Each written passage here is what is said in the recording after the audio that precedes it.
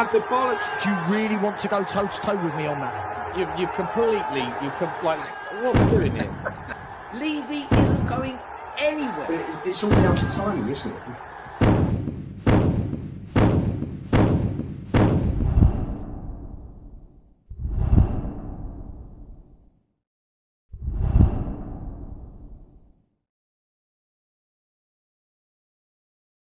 Yes, guys, how you doing? Welcome back to the Spurs 5. It's the Spurs 4 tonight. It is Monday. It's your Monday night show. How are you? The crew are back together.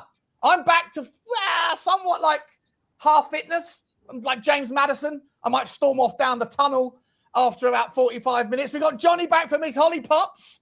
Welcome back. Actually, you saw him on Thursday, didn't you? So he's back. It's his second return. And we got Lubo and Stelios, part of the furniture. How's everybody doing? Welcome back. Welcome back. What a miserable weekend it was for Tottenham in the end.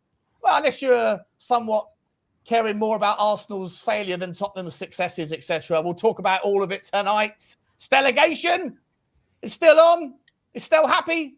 Was he devastated when we conceded the 95th minute? We'll find out. We'll find out. I know I was devastated, but the atmosphere at the stadium was incredible. Guys, you know what to do. Smash the granny out of the like button for us. If you know how much it helps, then you'll surely be able to drum the thumb. Hit the subscribe if you haven't already. We are on the march to whatever we're on the march to. Notification button should be squeezed. Comments should be dropped. And we are, of course, available on all of your podcast platforms. I do believe Stream Elements will be popping in with the link at some point. If I've set it up, if I haven't, then it won't be. But I'll find the link and put it in. Give us a follow, a rating, and a review over there. And before I come and find out how the lads are, don't forget, guys, OK Jersey, the best sponsor in town. If you want your clobber, then you know where to go. 8% off using code 5 at checkout. You can get next season's shirts, or at least the ones that have been leaked already. You can get them right now over at OK Jersey. So search OK Jersey, stick in code 5 at checkout. Already great value, already great quality. In fact, for those of you who know a thing or two about Butler's genealogy, well, then you'll know that I've got 8% Nigerian in me. And this little bad boy arrived yesterday. My man, Ademola Lookman. He should be playing for Tottenham. Absolutely fantastic. You can't ask better. I know they're not in the World Cup, but OK Jersey are doing a special on all of your World Cup jerseys. So national team kits are cheaper than ever, and you can get them with, like I say, an extra 8% off. Big up to them for the sponsor. Big up to all of you for dialing in for the evening. Lubo, how you doing, mate? Welcome back. How are you? All good, thanks. All good. Listen, it was just very disappointing at the end of the game, but encouraged by the improvements that we saw. So, bittersweet. And let's keep our fingers crossed that Palace, which is 0-0 at the moment, do it for Spurs tonight. Yeah, by the way, no spoilers, right? Because I'm watching this on... so anyone that's watching the game, please, if there's any big notes, just wait 20 seconds before you let everyone know. Good Johnny, to see that. I'm all right. I'm not actually all right, so I'm just hoping I last out. And if I start coughing like a maniac, I'll have to go. But it's a bit of a shame to see that there's no Adam Walton tonight. Mateta's on the bench. Ismail Sarr's on the bench. And Crystal Palace fans are saying, you know, they're quite happy to lose tonight if it helps Tottenham go down. That's how sad. I think just as many people want Spurs to go down as Arsenal to fuck up the league. We're on a parallel. It's just which one do they want more? I think they want both. They want both. They want both stories. Yeah, of course they do. Correct. It's good to see you, Johnny, mate. Good to see you. Welcome back. Brought the Asian flu home with you, mate. I see. Yeah. we're getting cancelled tonight, baby. I've got the Asian flu. I've eaten a lot of noodles and I've eaten a lot of rice. Hopefully, I'll be over it by the end of the week. You were away so long, mate. I thought you'd come home sounding like Kim Jong-un. Oh, I won't do it, though. I won't do it on this show. No, I'll tell you what I have been doing, though. I have been doing it. When you've been in Japan, I've been out there for 3 weeks, Japan and Korea, and you end up, every time you see someone, you're like this, right? In the trains, in the bus, wherever you go, you're bowing like this. And when I got to the taxi, when I came off, I I had to stop myself bowing to the taxi driver at the other end at Heathrow. So yeah, it can be contagious. Nice, mate. Nice. Well, welcome back, bro. Welcome back. Stelios, how you doing, mate? Is it Stel Tenos? Stel 10S now? What is this? You changed your name. What's going on? Yeah, I changed the channel name to Stel Tennis. So Stelios, it's a spin on it. Oh, I thought it was still tennis. I thought you were going into the Grand Slam, Wimbledon. I asked artificial intelligence what's the best name for branding and for growth, and it came up with this. So I thought, all right, let's try it out. And I'm testing AI to see if it's actually bollocks or if it actually knows what it's doing. So we'll find out. Well, I actually asked. Funny enough, I asked the same thing, and they told me to call myself Dave. Right, but that's where you're going wrong. I decided to ignore it. Yeah, they told me to rebrand Michael from Spurs Talk Show to Spurs Shit Show as well. You know, it's seems like it's the most par for the course at the moment. All right, let's get into it. Obviously, massive. It was a massive weekend. It still is a massive weekend. We haven't quite finished it yet, but Tottenham went into the game knowing that Forest and Leeds had both won the game, so all the pressure was on Tottenham. And well, look, let's start before we get into it. Lubo, were you happy with the team selection? Were you happy with were you happy with what De Zerbi put out on the day, on the afternoon? Yes, much better. Nice to see Benson called back, and nice. And also, I know he's a bit of a bozo, but nice to see Basuma back as well. And for as much as I think the kids are going to be good, this is not at the end of the day a place for Gray, Bergvall or Sarr. And he's now got, De Zerbi's got more players available to him than Frank had for most of the season, I think. So I think he's getting his players back. I was told that Maddison was literally put on the bench purely just to lift morale. He was never going to be put on. He's not quite ready yet. Hopefully that will change in the next couple of weeks or so. And I just thought it was a much better team. The system he played was good. He put round pegs in round holes. And, because of it, we had better players in the team. We had more senior pros. And he's instilled a fight and an energy that hasn't been there for some time. Started seeing it at Sunderland. Performance, I know, wasn't great at Sunderland by any stretch. But they're fighting now. They're playing as they should have played the whole season. There hasn't been the fight that there should have been with our players. But there was a fight, there was an energy. They kept going. And I think they nearly got there. But, listen, there's still 5 games to go. I'm still 51% think we'll stay up. Still think we're just about, regardless of what happens tonight. Much better. Much better. Keep banging that positive drum, mate. I think me and you are the only ones that are still even remotely positive, We'll come to that, though. We'll come to that in the next section. Stel, I'll come to you, mate. Same sort of question. Were you happy with the team? Midfield battle for the first 25, 30 minutes. It felt like Tottenham made the right decisions. I felt like in the first sort of 8 minutes of the game, 10 minutes of the game, Brighton had a relatively mid-block defence. But when De Zerbi did something that a lot of teams are doing now, but that Tottenham, Palace has had a great gilt-edged chance, you donut. I thought that they did something different under De Zerbi's tactics. They didn't press the front man. They let the defence have the ball and then they swarmed. Brennan Johnson, what a tosser! Yeah. Brennan Johnson, could have done one for us there. But he and then Hertzler changed the game up and went to a really high line, mate. But I thought the midfield battle for the first 25, 30 minutes was mostly Tottenham's. Right? I think apart from that one chance that sort of skidded across the goal line from Brighton, Tottenham were well worthy of taking the lead when they did. What was your thoughts, Stel, going into the first half? It was an even game, sure. It was an even game. I thought we showed more fight. Our pressing was a lot better. Having some players back helped. Dropping all the kids helped. Playing some experienced players over the youngsters is a massive boost. There's no doubt about it. I thought Brighton played well as well. They're a good team. Brighton, they're in great form and we gave them a good run for their money.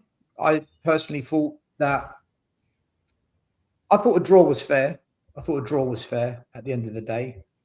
But if either team had won it, it would have kind of made sense as well because but both teams had good chances to win it. Both teams had good chances to look. We could have easily been 2-3-0 down before we scored our goal. But at the same time, we had some really decent chances where we should have done better. Like, sorry, what's funny? I'm just laughing. I'm laughing because Johnny went off to Johnny put his camera on mute and then saw your face come up, and and then he pops back in, going like, "What's going on there? Why has Stell got his icon up?" And you're on mute, Johnny. You're on mute, mate. You're on mute. Oh, right. Every time I put Football Link, you delete my Football Link and put your name in there and your face. I've said 3 times you've done it. Yeah, because whenever I do shows on my channel and I put my camera up, Football Link comes up. So I've got to change it. No, if you click on each of your individuals, right? It's got loads of different keeps changing options. to Football Link. We'll do it after. I can just see Johnny working away, getting irritated. Let's get back to the. Do you know what? Anyone who listens back on a podcast ain't gonna have a clue what just happened. No, not a clue. Not a clue. No, I'll tell you. For those that are hard of hearing, right? Basically, what happened was I went to mute my camera so I could quickly grab my iPad to watch the game at the same time, and Stell popped up instead of Football Link or My Boat. Anyway, it's been sorted. What happens if I do mine? Hold on. 1 minute. Can we do this my after? cameras now? Let's do it after. Okay. But there you go. Look, that's what I got. Right. No, okay, that's fine. Yeah, fine. Yeah. Figure it out. Yeah, So, look, I I thought a draw was fair. I thought we showed some good signs, but the reality, Sean, and this is the truth of it all for me. Number one, absolutely nothing has changed because our front line are just as bad as they've been every other game this season, De Zerbi or no De Zerbi, and our defense, when it's put under pressure, when it matters, they screw up. To concede just before half time and to concede in the 95th minute, it's the same shit I've been seeing all season. And that's the reality of it. Do I take positives and green shoots? No, because I need to see that type of performance for 3 games in a row. When we came back against Man City, 2-0 to 2-2, we said green shoots. When we came back again, when we beat Dortmund convincingly, green shoots. 1-1 at Anfield, green shoots. Atletico Madrid 3-2. I've seen this happen too often to take anything from this game. For me, I'm looking at Wolves and I'm asking myself 3 things. Can you get a bloody win? And can the attackers fucking score? Because if I don't start seeing that, nothing has changed, regardless of effort, energy, and good. Were you pressing. disappointed though? Were you disappointed when we? I'm trying. This is not like a bait. I'm just trying to ask you. I'm trying to gauge whether anything's changed. It's gut wrenching when I actually see Tottenham giving it a go, and I can actually see a team on the pitch that I can actually support and say I can get behind this. I can get behind a team like this, and for when we do give it a go, we still screw it up. It's gut wrenching because if you play badly and lose, you just say we were crap. If you kind of have stupid errors in the game and silly mistakes and you say, oh, what's the point? These players, they're clueless. You accept it. But when you actually give it a go and you're on the brink of winning, and some would argue deservedly in a position to win, and you still screw it up, it's gut-wrenching because for the first time in a long time, I actually looked at a Tottenham team that I could support and say, do you know what? I could get behind this if they do this on a regular basis. So on that basis, Sean, I was gutted. In terms of the whole relegation game, you're still hedging your bets. No, I hear you. Before I come to Johnny, I just want to ask you about Xavi Simmons, because I think a lot of people, and by the way, I think we can all just take a quick second to universally condemn any of the racist nonsense that happened to Kevin Danso, right? Absolutely. It's always outrageous. It's always unforgivable. Bozo fans. Bozos. I would hope that they're not fans. I would hope they're not from England, right? I'd hope, because, it's social media, you don't know where they are. It could be bots. It could be people from overseas. It could be anything, right? But bloody Russians. Who knows, right? But I would hope it's not any Tottenham fans that are doing that, because it's outrageous. But with regards just the Danso point, right? Like people that do feel like Danso screwed us over with his lapse of concentration, I would make the argument that most people were sitting there pointing the finger at him, and at the same time saying that, for example, Xavi Simmons was the man of the match for Tottenham, and he probably was, right? Arguably he was. If it wasn't him, it might have been Bentancur, whatever. But Xavi Simmons obviously gets an assist, gets a goal. But I would also make the argument that Xavi Simmons wasn't perfect. He wasn't spectacular. Before he put that chip in for Pedro Porro, he was very frustrating with his lightweighted approach to the game. And also a minute after we scored, Correct. when Dominic Solanke tussles and bustles to get the ball and drives forward, gives it to Xavi Simmons. Like, okay, he hit the post, but the obvious easier option to guarantee us going, well, I say guarantee, it was Mwani, so I don't know. But yeah, it was an open goal, mate. It's a square, right? I think it was a convenient truth. I feel like with Xavi Simmons, it's the convenient truth. They've had so many.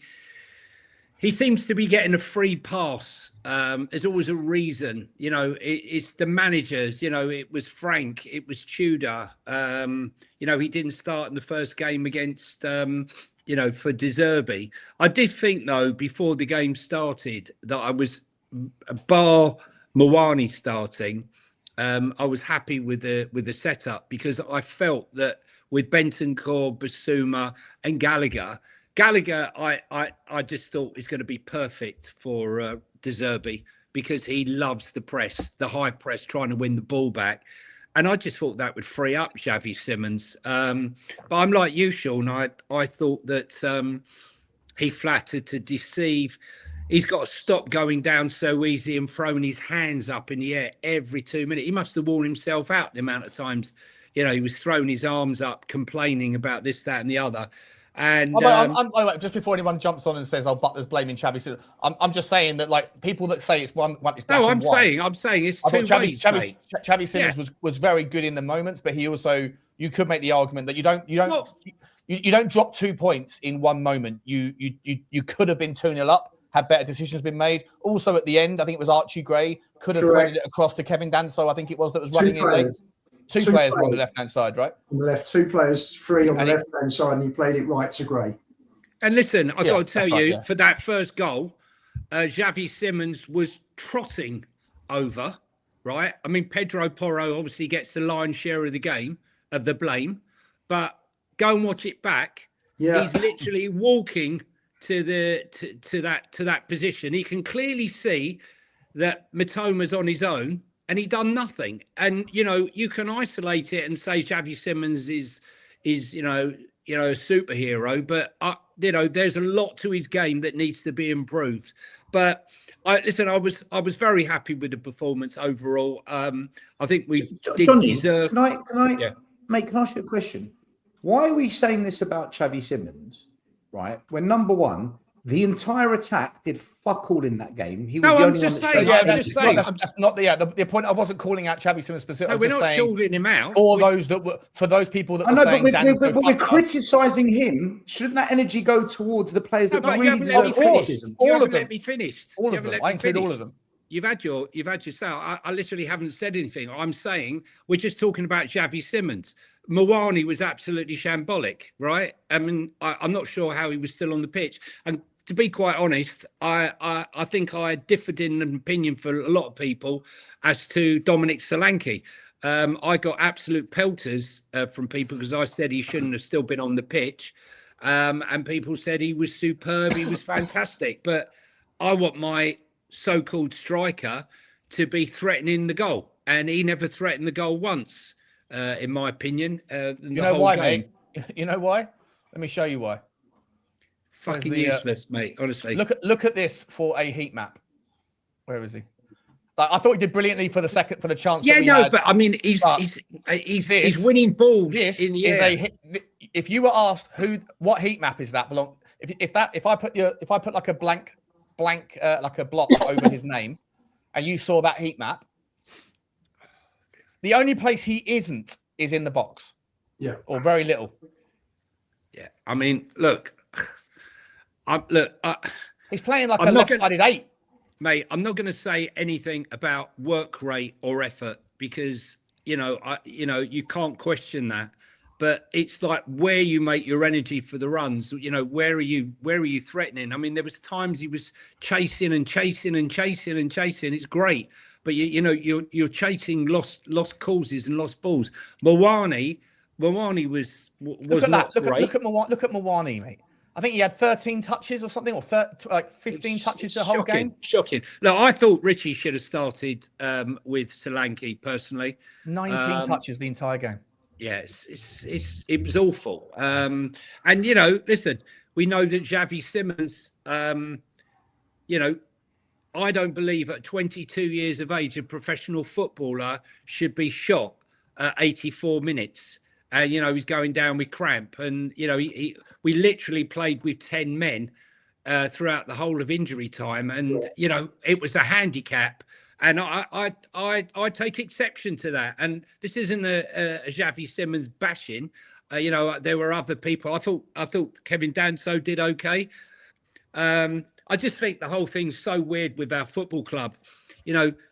Yesterday we're watching Arsenal lose to Manchester City, and at the Etihad, and there it was in August last year watching Spurs olaying themselves to a 2-0 victory under Thomas Frank and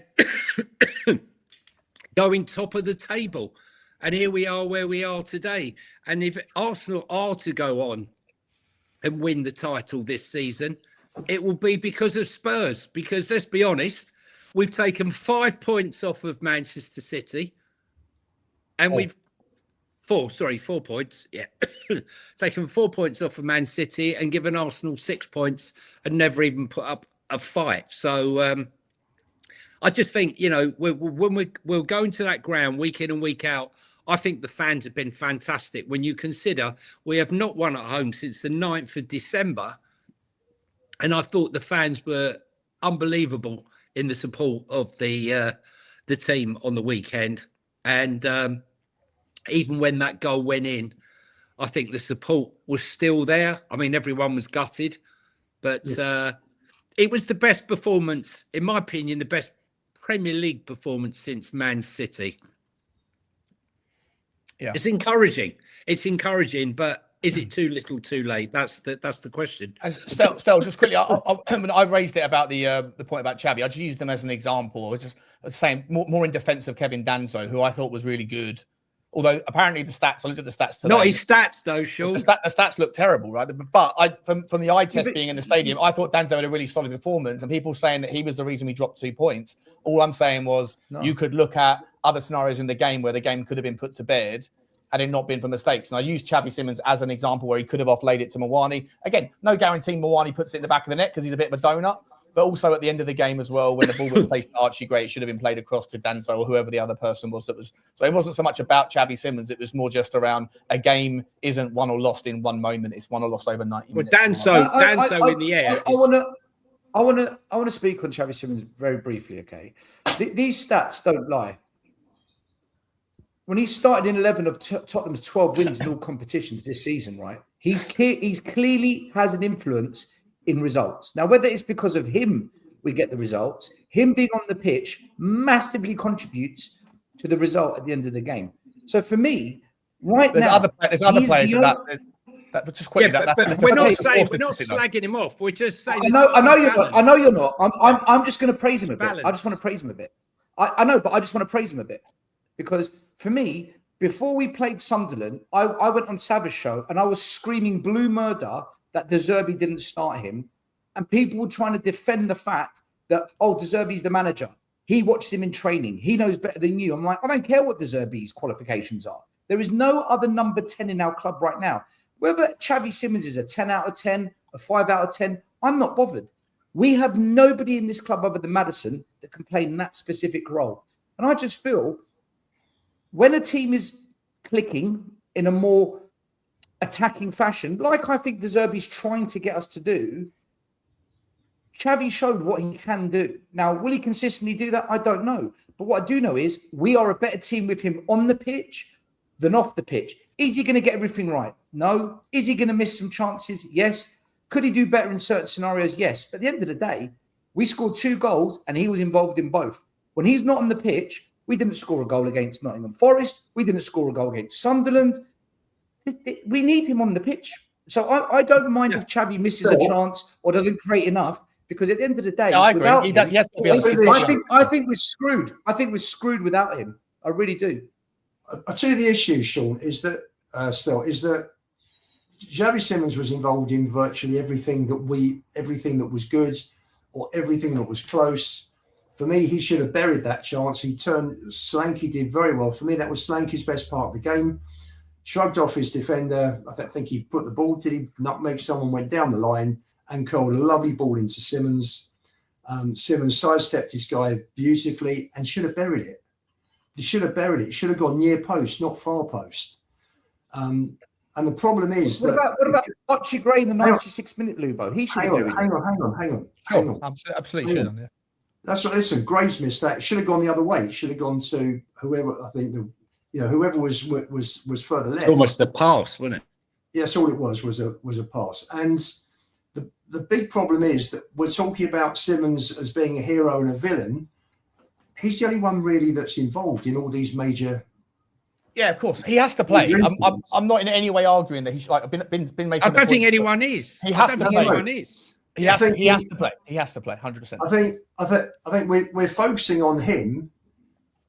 What did the others do? Moani did nothing. No, I don't think Moani shouldn't have started. Why He shouldn't be on. He shouldn't be on. I mean, you know what, though? Richie would have run through fucking walls. Whereas when Matisse was walking around. Matisse Tell comes on, goes on the right wing, right? And if you remember one of the games about a month ago, 3 weeks ago, I'm not sure if it was which game it was. My memory's not that great anymore. But he started the first half on the left wing and he was dangerous trying to cut in. He then gets placed on the right wing. He beats his man, whips the ball in, but no one's in the area. And I was like, if he comes on, if Tell comes on, especially with the Brighton high line, I was saying at halftime to the guys who I have a beer with, like the fact that Brighton, that Hurstler's moved their heart, that they're like, even when we have possession, their defensive line is like 2 yards inside their own half. You need someone over the top, so that it's calling out for Matisse Tell to replace Moani. The problem is, Moani's going to go to the byline, not cut in, and if so, he's then going to cross it in, and that's why I go back to this again. Like within 3 minutes of Matisse Tell coming on, he gets the ball, goes to the byline, puts in an absolutely fucking delicious cross. Absolutely delicious. No one was there. And that's Dominic Solanke. Dominic Solanke, to be entirely honest, I think won the ball. He drifted to the right-hand side, drifted down to this pocket this red pocket, and then fed Matisse Tell. At that point, if you have Bissouma, Bentancur, and Conor Gallagher, all of who have played so many minutes in their career as an advanced box-to-box 8, one of them has to know, they have to be smart enough to go, Solanke's out of position, Matisse Tell's going to get to the byline. The only thing he can do in that regard is then whip the ball in. One of us has to get into the box. But he whipped the great ball in and there was nobody there. Not Xavi Simmons, none of those three in midfield. I'd understand it a bit more if there was Polini or someone who's like a 6 who doesn't progress. But if you've got 3 8s, Bissouma was an 8, a box-to-box 8 at Brighton. Bentancur's been a box-to-box 8 at Tottenham forever.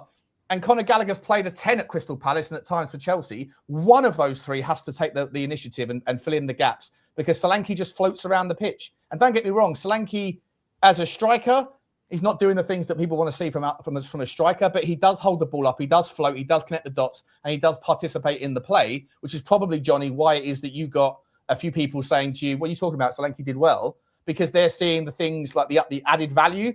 But at the end of the day, if you're going to play Matisse Tell, who's a right footer at right wing, he's going to do one thing with the ball, and that's whip it in. And when he does, you need someone in the box, and there's no one in the box. And he's not there. Tell's rubbish. Tell's rubbish, man. Listen, the guy needs to put the ball in the back of the net for me to give him credit, right? He's an attacking player. He never scores. Like he's no different to the Moanis and the Solankes. He just doesn't score goals.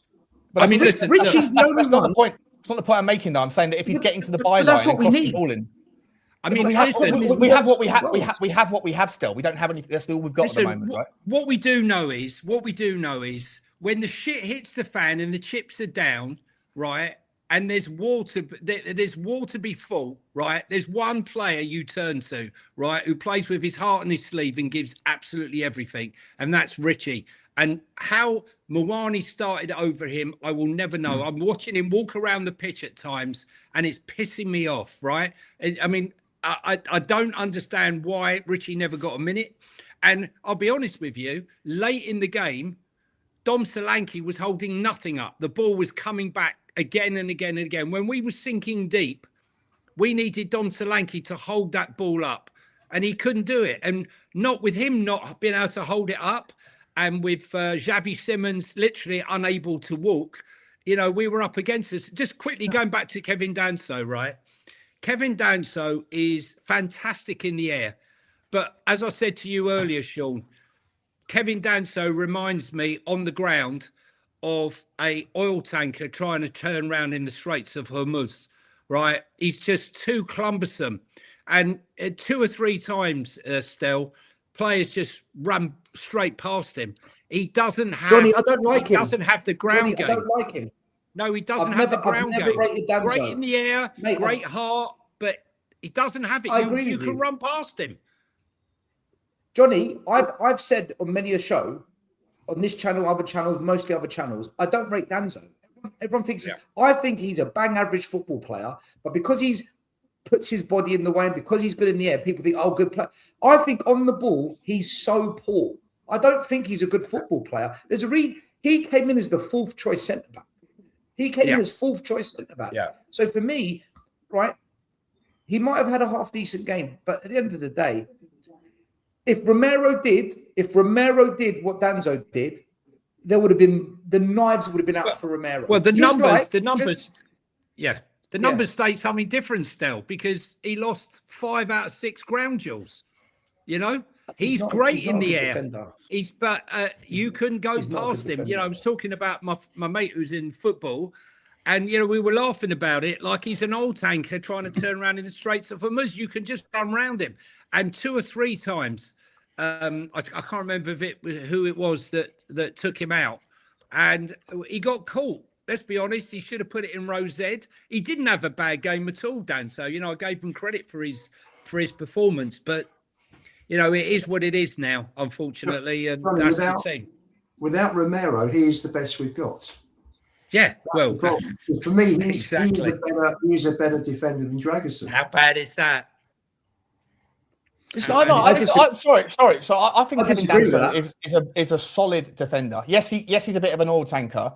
Yes, he can get beaten by faster players, but yeah, he's not top draw. He's got great heart. It's great in the air. He's fantastic in the air, and he puts his body on the line. You can't. I don't mind. I've got nothing bad to say about Kevin Danso. Really, I'm just saying he's on the ground, Sean. He's quite easily beaten on the ground. For a big unit, he doesn't have great pace, and his turning circle. That's where. Oh no! Oh Jesus! Good save. That's where a decent Sibs needs to get in and support, though, right? Sean, for the way De Zerbi wants to play football, 100%. Danzo's exactly not the defender you sign. Correct. Exactly not the player you have in your team. I agree with you on that, 100%. and that's exactly the same as Radu Dragusin, by the way. Who, by the way, guess what? His agent's been out. Apparently, his agent's been instructed to find another club because he's not happy with Tottenham again. I mean, this agent. Go on, Stel. Let Dragusin go. For me, listen, Danso generally has been fairly consistent this season. I don't think you can turn around. I think he was. Listen, a lot of them lost their footing. You know that they weren't comfortable at Bodo on the 5G pitch. That was for me. That was Danso's worst game of the season. But by and large, he's been fairly consistent. I mean, there was one clearance. Ball came in the second half late. There was a ball that was slung in virtually under the bar, and he got his head to it. Otherwise, it would have been a free header. It was just the most superb defensive clearance with his head, and it was a shame because he'd had a decent game up to then. Yeah. Can I just add one thing, seeing as we're talking about centre backs? Okay. Because I thought that was Mero. The knives will be out. Johnny, for many, many weeks, has been complaining about the state of referees and the PGMO and all this, right? And I've kind of just sat back and let Johnny have his say because I thought, you know what, I'm not going to blame refs for what happens to Tottenham. However, Johnny's got a bloody point now because yesterday, how the fuck did Gabriel not get a red card? If that was Romero, we all know it's a straight red. So he Instead of getting a 3-game ban for violent conduct, he now gets to play out the rest of the campaign for Arsenal, and that would have crippled them. If that was Tottenham, we would have got shafted. So do you know what? I hold Johnny right now. That was unbelievable, that. So Johnny, and do you know what? Right, do you know what, Stel? You were right. You were right all along. There were about three. Right. There was about 3 other incidences prior to that incident where he could have easily got a yellow card. And even if he had only got given a yellow card, which was an absolute crime, he would have been sent off. But you're quite right. For me, that could change the whole title. If he'd have got the red card, excuse me, if he'd have got the red card, then that would have put a massive dent in Arsenal's season. Sure. More importantly than that, I wish the politicians of the world would take a look at the Spurs Five right now. If Stelios and Johnny can say, Johnny, you were right, and then Stel, you were right, then maybe we can get peace in the Middle East finally. If we said it 3 times tonight. Maybe if everyone could just take a leaf out of these two people's books and we just occasionally say, you were right, bro, you were right. You know what? Let's say it. I say it as I see it, right? And I saw it for what it was. And all I could think of is when he did that, all I could think of, if that was Romero, my God, what would be happening right now? Red card, Gary Neville going into one, the media world calling out Romero for being a bottle job and a disgrace. Gabriel does it. It's all forgotten now. I didn't think the referee was great on the weekend for us. I mean, there was 2 incidents in the first 10 minutes where we tried to break down the left-hand side and the guys pulled back his jersey. I think it was Van Hecker. I'm trying to think who the other one was. I mean, literal pull back of the jersey and he just got a talking to, right? I mean, terrible, mate. Well, you've been on the Ziviana, have you? Whatever that is. What's Zivania? What's that? Is that a drink? Is that a drink? Do I know about it? Zivania is the national spirit of Cyprus. It's our version of grappa. It's the Cypriot version of ouzo or vodka. It's our kind of. Is it aniseed? Yeah. No, no, it's not. Ouzo. No, it's not. Ouzo's aniseed. Yeah. So yours isn't, no? Zivania is actually really nice. It's actually a very nice shot. Right, they also used it in petrol bombings. Yeah, it's true. Hey, down at the old Paphos FC. That's fine. That's fine. Go on, Luba. Rumoured to have been used on the synagogue fire bombings. Yeah. There's no, we don't get involved in that. Leave Cyprus at this. We're friends with everyone. Do you know Arak? We're friends with everyone. That's another one. A real like a firebomb drink. That one. Luba's about to say something. Go on, Luba. No, just on the referees thing. I think when you're down near the bottom and you're looking for those breaks, you feel more stronger if results aren't going for you. You know, I've got United friends that are telling me that they've had some horrendous decisions over the last few weeks, but they're winning games. Yeah. So there's not that much of a fuss. You know what's interesting though, Lubo? I was at the stadium, and I'm sure you were at the stadium on Saturday. I know Johnny was. In the stadium, I think you'll all agree, the atmosphere against the referee had, especially yesterday, but also in the last couple of games, everything that doesn't feel like it's going our way, the crowd are just furious. Oh, sorry, Johnny, I'll put you on mute, mate. That echoes horrendous. There were some shocking decisions, though. Right, but I was of the impression coming out of the stadium that I was like, that referee fucked us again today. Like, once again, Tottenham. And I went into my WhatsApp group and I said to the guys, literally at full time, I said, just out of curiosity, guys, for those of you that are watching the game on TV, am I right in thinking the referee had an absolute stinker? Bearing in mind that we're obviously 40, 50 yards back, you know, wherever you're sitting in the stadium, you're back. You're not necessarily, I know you're Johnny, you're on the halfway line, so it's different. But like, I'm in the south stand, you're miles back. You don't get to see everything. Yeah. You don't get any replays. And everyone in the WhatsApp group that were watching it on TV was like, no, the referee was fine.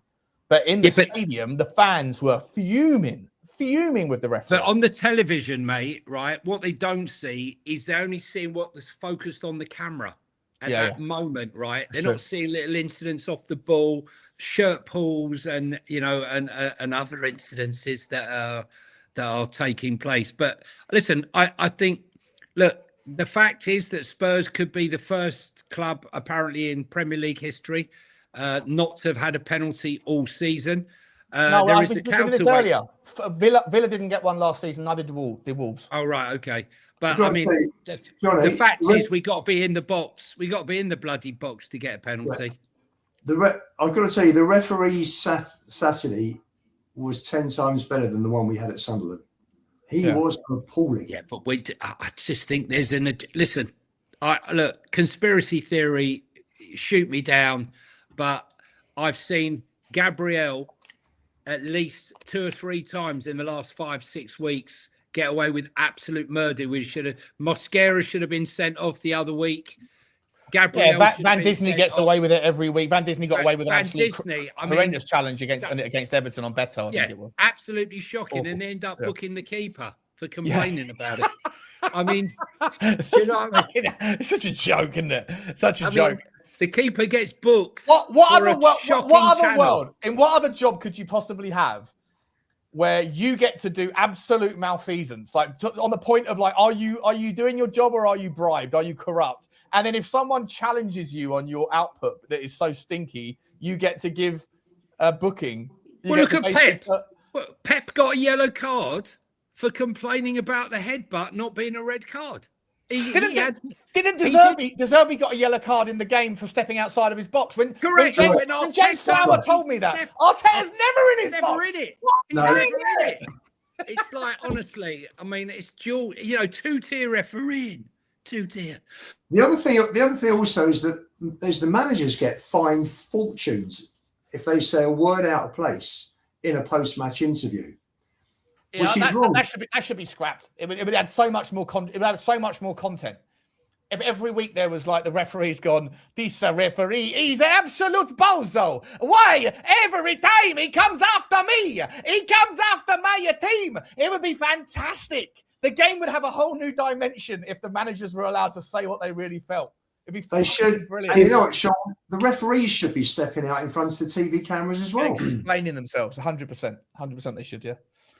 Yeah. They've started to explain their VAR decisions, haven't they? Now they've got to stay speaking to the. They haven't really explained it. They've just gone on review. I made a mistake, overturning the. I want to hear what they're saying in the room. Oi, Barry, stop eating your bloody Marks and Spencer sandwich. What did you think of that? In fact, there's another revenue stream that the Premier League could tap into. Would give all the match going fans pay like a $5 for it or a $10 for it, whatever, a little earpiece that you can dial into the commentators or dial into the referee room, so you can hear what's going on. Sponsorship, Specsavers. Yeah, they can't. They're not allowed because you know what the conversation's like. It's like, oi, Gary, yeah, it's Romero. We've got a chance to screw him over. Yeah, find a way. Move the line. Shift that. Yeah, shift it. Yeah, let's add an extra 2 centimeters to the thickness. Yeah. You know that 5 centimeter margin. Rotate the camera. Let's not use it here. Let's not use that one. Yeah. All right, look, we'll move on from the. Well, in fact, last question, just to round off the segment. Then, was it a fair result? Was 2-2 the right result, or do you think Tottenham deserved it, or do you think Brighton deserved it? Or that's 58% possession, and they had a considerable amount more passes than us. So I think the draw, on reflection, probably was a fair result, considering we were very unlucky with a ball that hit the post and ran along the line.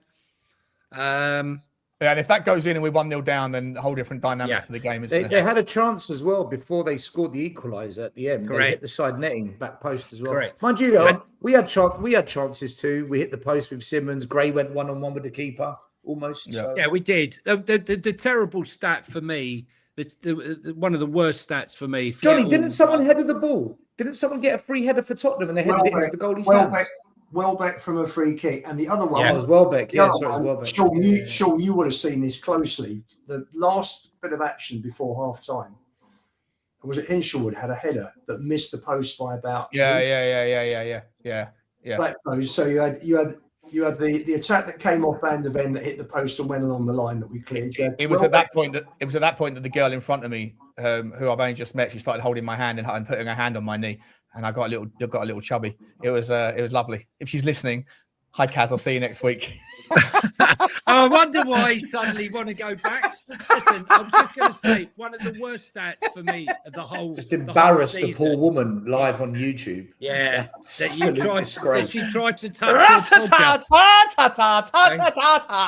Let me tell you, so what's the name? Kathy? Kaz, I think her name was Cass or Kaz or something. I don't know. Kaz or something. That was a sock. She won't be in that seat Okay. again now, Johnny. You'll never see her sit in that seat again. That was a sock. Hey, she's very touchy. I literally met her before the game, and then during the game, she's sitting there. When we scored, she fucking come in, gave me a hug. What are we doing here? What are we doing here? I'm used to this, okie dokie then. Okay. The stat that really pisses me off, right? In 33 games, whenever we've conceded a goal, we've only won once all season, and that was against Leeds away. I mean, that's just shambolic. When we concede a goal, the mentality is the heads go down, and let's be honest, the body language when that ball went in, even for the equaliser, it was pretty shambolic, because we conceded that goal on 45 minutes, right at the death. And when we came out, we looked like mentally we were still in the end of that game. Yeah, we were still suffering. First 10 minutes, we looked like we were still suffering from the mental, depression of having conceded that goal. And we have to somehow cure that. And I think the fact that, De Zerbi's saying, if you're going to cry about it, fuck off home and don't bother coming back. Yeah, I really like place for crybabies, mate. I love that.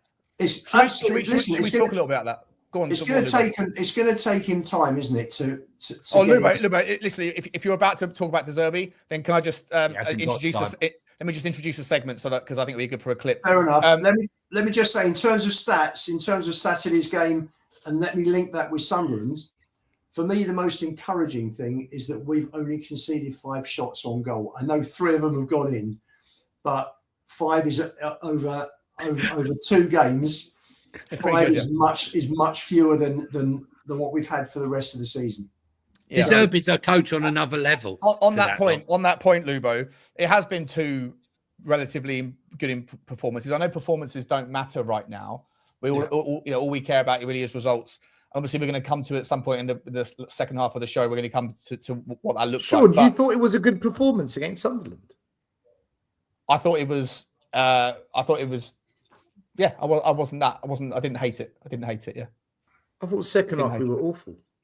Second half we weren't even in that. I thought we were better than we were in the previous games. I thought we looked like we had some ideas. Obviously, there was very little to get into, very little time for De Zerbi to get his message across. But I saw an uplift in a reduction in sloppiness. I thought I saw a reduction in chances. To Lubo's point about chances against, I thought, look, they scored 1 goal that was a massive deflection against us. Obviously, we didn't take our chances. We didn't create too much either. But in terms of keeping things solid for a manager that wants to be possession based, I was relatively. I certainly felt like I could see something that was different because under Igor Tudor there was just no difference, right? There was absolutely nothing to hang your hat on at all. Against Sunderland, I saw De Zerbi. It wasn't De Zerbi ball, but I saw something that I was like, okay, we can maybe do something here. And we were unlucky. That game should have been, in my opinion, it could have easily been a draw. I don't think we deserved to lose the game. Then yesterday or on Saturday against De Zerbi's second attempt, a bit more time. I saw fight, desire. I saw a massive tactical pivot where traditionally under Thomas Frank and Igor Tudor, we were always just chasing down blind alleys, very obviously what we were doing, man-to-man press all the way from the front, and teams could just play it around us because we're just not that good at the press or pressing as a team. If you don't press as a team, the man-to-man press falls apart. And I thought against Brighton, we very deliberately allowed them to have the ball, and we tried to press the midfield, which is a whole different tactic, a whole different strategy. And I thought we won the midfield battle for the most part for the first 30 minutes. And so my question to you guys is, De Zerbi, initial impressions, like, are you seeing something? Are you hearing things? Are you, absent the victory, which is obviously all that matters, are you seeing things that are giving you reasons to think, even if we do go down and heat up, as long as he stays, but in a world where when we do stay up, are you excited about what the prospect provides us with a De Zerbi manager? Yes, Lubo, start with you. Yes, I think with Sunderland, you had the 2 chances that Richie had. I mean, the breakaway in the first 10 minutes at Sunderland was excellent. You could see that was just a quick taster of the sort of football that De Zerbi likes playing. Richie had two very good chances that unfortunately passed back. It was like pass backs to the keeper. He tried to place them and failed. Solanke broke through point blank, and the keeper made a very good save just before half time. So we had three very good chances against Sunderland to score. However bad that performance was, you take one of them, you come away with the points. And their goal was just typical. I mean, Kinski had it covered, takes a deflection off Van der Ven, and it goes in the other corner. Which is the Sunderland game was not like a brilliant game. It was like one to forget rather than one for the ages. But sure, more energy, more energy, things to build upon. And you're right, Lubo. Like we did have a couple of decent chances that the Richie just p-rolled to the goalkeeper in the middle of the goal, which was very frustrating. I still think the penalty shouldn't have been overruled. I don't think it was a clear and obvious for me personally, but it is what it is. I'm biased on that one. But yeah, Lubo, sorry, back to the question. You're reasonably satisfied and impressed with what you're seeing from De Zerbi? Anything you're not happy with under De Zerbi, either what he's saying or what he's doing? Have you been frustrated with the team selection or substitutions? Anything that you've got to criticise him for so far? I thought last week the team selection wasn't great. I think he got it spot on this week. I hope, even if Vicario's fit at the weekend, I think Kinski's done nothing wrong in 2 games to be dropped. I like the fact that he's bounced back after an absolute horrendous night in Madrid. Yeah, he's been very strong. He goes for everything in the air. I mean, there was one, he sort of punched the ball away, went through about 3 or 4 different players. Yeah, I saw that. Yeah, second half, I thought that was excellent. Yeah, he's not had a chance for me with any of the goals. I agree. And it would be very unfair. And I've slated him. He is going to be dropped though. That's one of the not criticisms, but one of the observations is that De Zerbi has said we're very much looking. I forget I'm going to paraphrase it, but he basically said Vicario is not ready, but we can't wait to have him back. He's sticking with the Italians, mate. He's sticking with the Italians, Destiny Udogie and Vicario. But listen, the one thing I agree with Lupo, it's, with his feet, I don't get panic stations when the ball goes to Kinski's feet. Second of all, when he got that terrible smash with Romero, it wasn't long after that he made a fantastic, went right down, really brave, went down at the feet to make a really good save against Brobby, And I think he's shown really more of how he played on his debut, funny enough. When he came in against Liverpool, was it? Yeah. Yes, Liverpool? It was. Yeah, against Liverpool. But yeah. Oh, Johnny, seeing as you're talking, I'll extend the. I don't know if you heard the question, but essentially, unless you finish, Lubo, sorry, mate. But for me, just finishing off about De Zerbi. Yeah, De Zerbi. Yeah. There's greater energy. I think there is a better structure. We look better organised. I think he's getting into the players' heads. Apart from the first 10 minutes of the second half, they bounced back after that. They came back. I thought the fans were great. The fans were like a 12th man in certain periods of the game on Saturday. And you can see if we do go down, for me, I saw an improvement off the ball at Sunderland, and I saw an improvement on the ball with better, more experienced senior pros on Saturday. And if it is too late, and the problem is the other teams, I can see improvements with Spurs. I was gutted, obviously. We were very close, 3 minutes away from winning on Saturday. And personally, I still think we're going to stay up just. But if we don't, then I do think it's improving. And I'm looking forward to seeing him have a successful season next season. So how many points are we getting? How many wins? Hang on, no, before we get on to that, sorry, I just want to sort of stick to for the clip purpose. Stella, let me come to you. Same question, mate, about De Zerbi. Is there anything that you've observed from him that is a concern? Or are you generally happy with what you've seen so far? Concern? Not really. Not playing Paulinho concerns me. I love Paulinho. I think he's the best 6 in the club. He's also, I believe, won the most tackles in the Premier League in midfield. I don't understand why he's benched. I would play him more often. Ahead of who? Has it crashed? Have I crashed, guys? No, you're no, still there. Sorry, yeah. have I crashed or am I back? You're No, still you're there. back. Ahead of Basuma. Ahead of Basuma still? I'm not really too bothered. I'm not really too bothered who does it ahead of. I just don't believe we should be playing without an out-and-out six in this team. You know, I actually want to see a team that has got Paulinho in the 6, Bentancur and Basuma both in the 8. Because Basuma was good at Brighton when he had a proper 6 behind him. And even when Brighton sold their 6 and replaced him, Basuma was still good. So I'd like to see a proper 6, Basuma and Bentancur in front and Simmons in the 10. If we could play with 2 10s, I'd like that as well, but I don't know. Well, you could do that. You could do that with Gallagher on Saturday. Play exactly that because Wolves' strongest area. Wolves' strongest area is midfield. I don't rate Gallagher. I just feel that his pressing is good because he's high energy. But other than high energy, I don't really know what he does. But he's perfect. He's absolutely perfect for De Zerbi's style of football. But I'm with you still. I don't know what's going on. I'm agreeing with you again. But Paulinho, for me, Paulinho for me should 100% be playing. He plays like a player that's been at the club for years rather than he's here on loan. I saw him, at the Brentford game when he came over, when Mickey van der Ven was offering to punch everyone's lights out with Pedro Porro, the fans. He came over as a peacemaker, but not only is one of the club's top goal scorers, he's made more successful interceptions and tackles than anybody else. And for me, 100%, he should be starting the game. 100%. If he tires, great, take him off. But, we saw the drop off when Bentancur went off after about 67, 68 minutes. But I definitely agree with Stel. I think, it should be Bentancur, Paulinho, and Conor Gallagher or Basuma. Those 3 for me. Apart from that, Johnny, anything that you've heard from De Zerbi that gives you a concern, or anything you heard from him that makes you go, yeah, listen, I'm really, really excited about what the short-term future can bring, regardless of whether we stay up or go down. Well, what's your De Zerbi?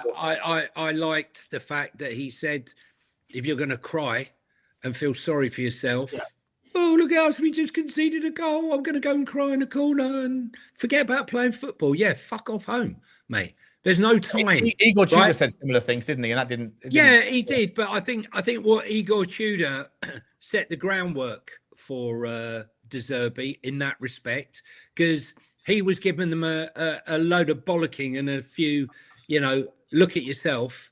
And I think I think had he come straight in after Thomas Frank, it would have been no. I think it would have been dark and light.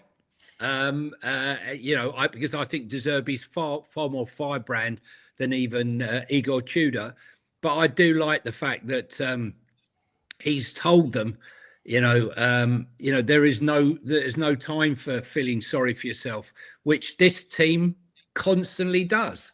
The body language, the Fulham game was one that comes to mind when that second goal went in. We're in the first half. The body language, it was like we'd gone 4 or 5-0 down. It was terrible, and no one was walking around going, "Come on, guys, sort yourself out. We got to get back in the game." And I think De Zerbi will not stand for this, and maybe that comment about crybabies, we'll see someone we're not sure of right now dropped for the Wolves game. I don't want to see. I've got to be honest with you. Who are you talking about? Well, there's obviously someone we don't know right now who it is, but there is someone. I think that comment has been made for about a reason. Specifically, yeah, about someone specific. But I want to see Richarlison start against Wolves, and I don't want to see Muani being anything other than on the bench. We know Richie can at least score goals, and we know Richarlison, will fight tooth and nail and battle and push and press. And we need that. We need people. And I would start Richarlison and Paulinho straight away. But I think De Zerbi De Zerbi. Did Richarlison do anything up. though in the Sunderland game? Richarlison was absolutely No, but he punning. was playing out on the right hand side, mate. Which is he plays playing out on the left. Left. He plays out on the left. I don't know. I think that's a bit of an excuse. He had two or three gilt edge chances and pillow. No, I'm just saying it's not. It's not the side of the game he plays, right? Yeah, the areas where he screwed up were the ball fell to him 6 yards out and he pillow footed it to the keeper. I just think he's better than Moani, mate.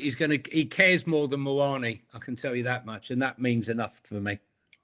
I think the problem he's got, Johnny Richarlison, with De Zerbi is De Zerbi wants more technical players, and however you rate Solanke and Richarlison against each other, Solanke is a more technical player.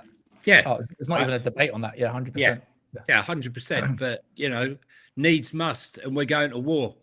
I'd drop Moani. With five games left. I'd start Tell ahead of Moani and play him on the right. But again, I think the Moani Tell on the right hand side means, as I said already, means you're going to get him to the byline. If he'll beat players, you'll get to the byline. But then if you're going to whip balls in, then you have to have your 9 in the 9 spot, not doing fucking false 9 connect the dots that ends up with nobody in the danger zone, right? You need to be in the red zone if you're going to do that. And Solanke's too floaty for me in that regard, whereas Richarlison can't do that. So Richarlison will be in the box more likely. But does the idea of having Richarlison playing in front of Solanke mean that you don't then have the ability to connect the dots like you can with Solanke, because Solanke can come deep and can control the ball and then lay players in? So how would you start? What front players would you start on Saturday, Sean? Xavi Simmons off the left. I'd start Matisse Tell off the right, and I'd still stick with Solanke personally. And Paulinho? Would you start him? For me, I think we're at the stage of the season where it's like you almost have to play without any handbrakes. If you're gonna play Paulinho, I don't think you bring him on in the 80th minute, because we're traditionally chasing games by then. I think you need to be. Sorry, Johnny, the echo's horrendous. I think you need to be. If you're going to start him and expect to be on the receiving end and let him protect. But for me, I liked the midfield three. I think that for me, I think you go with an unchanged team apart from Moani for Tell is what I would do. Because for me, Wolves' best. I thought you said Patel there for a minute. I thought you knew. Wolves' best area is midfield. They've got more talent in midfield than any other area. So for me, I'd be playing Paulinho. I don't mind if Paulinho starts, but who do you drop him? Who do you drop Basuma? Because I thought Basuma was really good in the first half. I thought he was really. They conceded 7 goals in the last 2 games. You just know that they're going to do better against us. You just know it.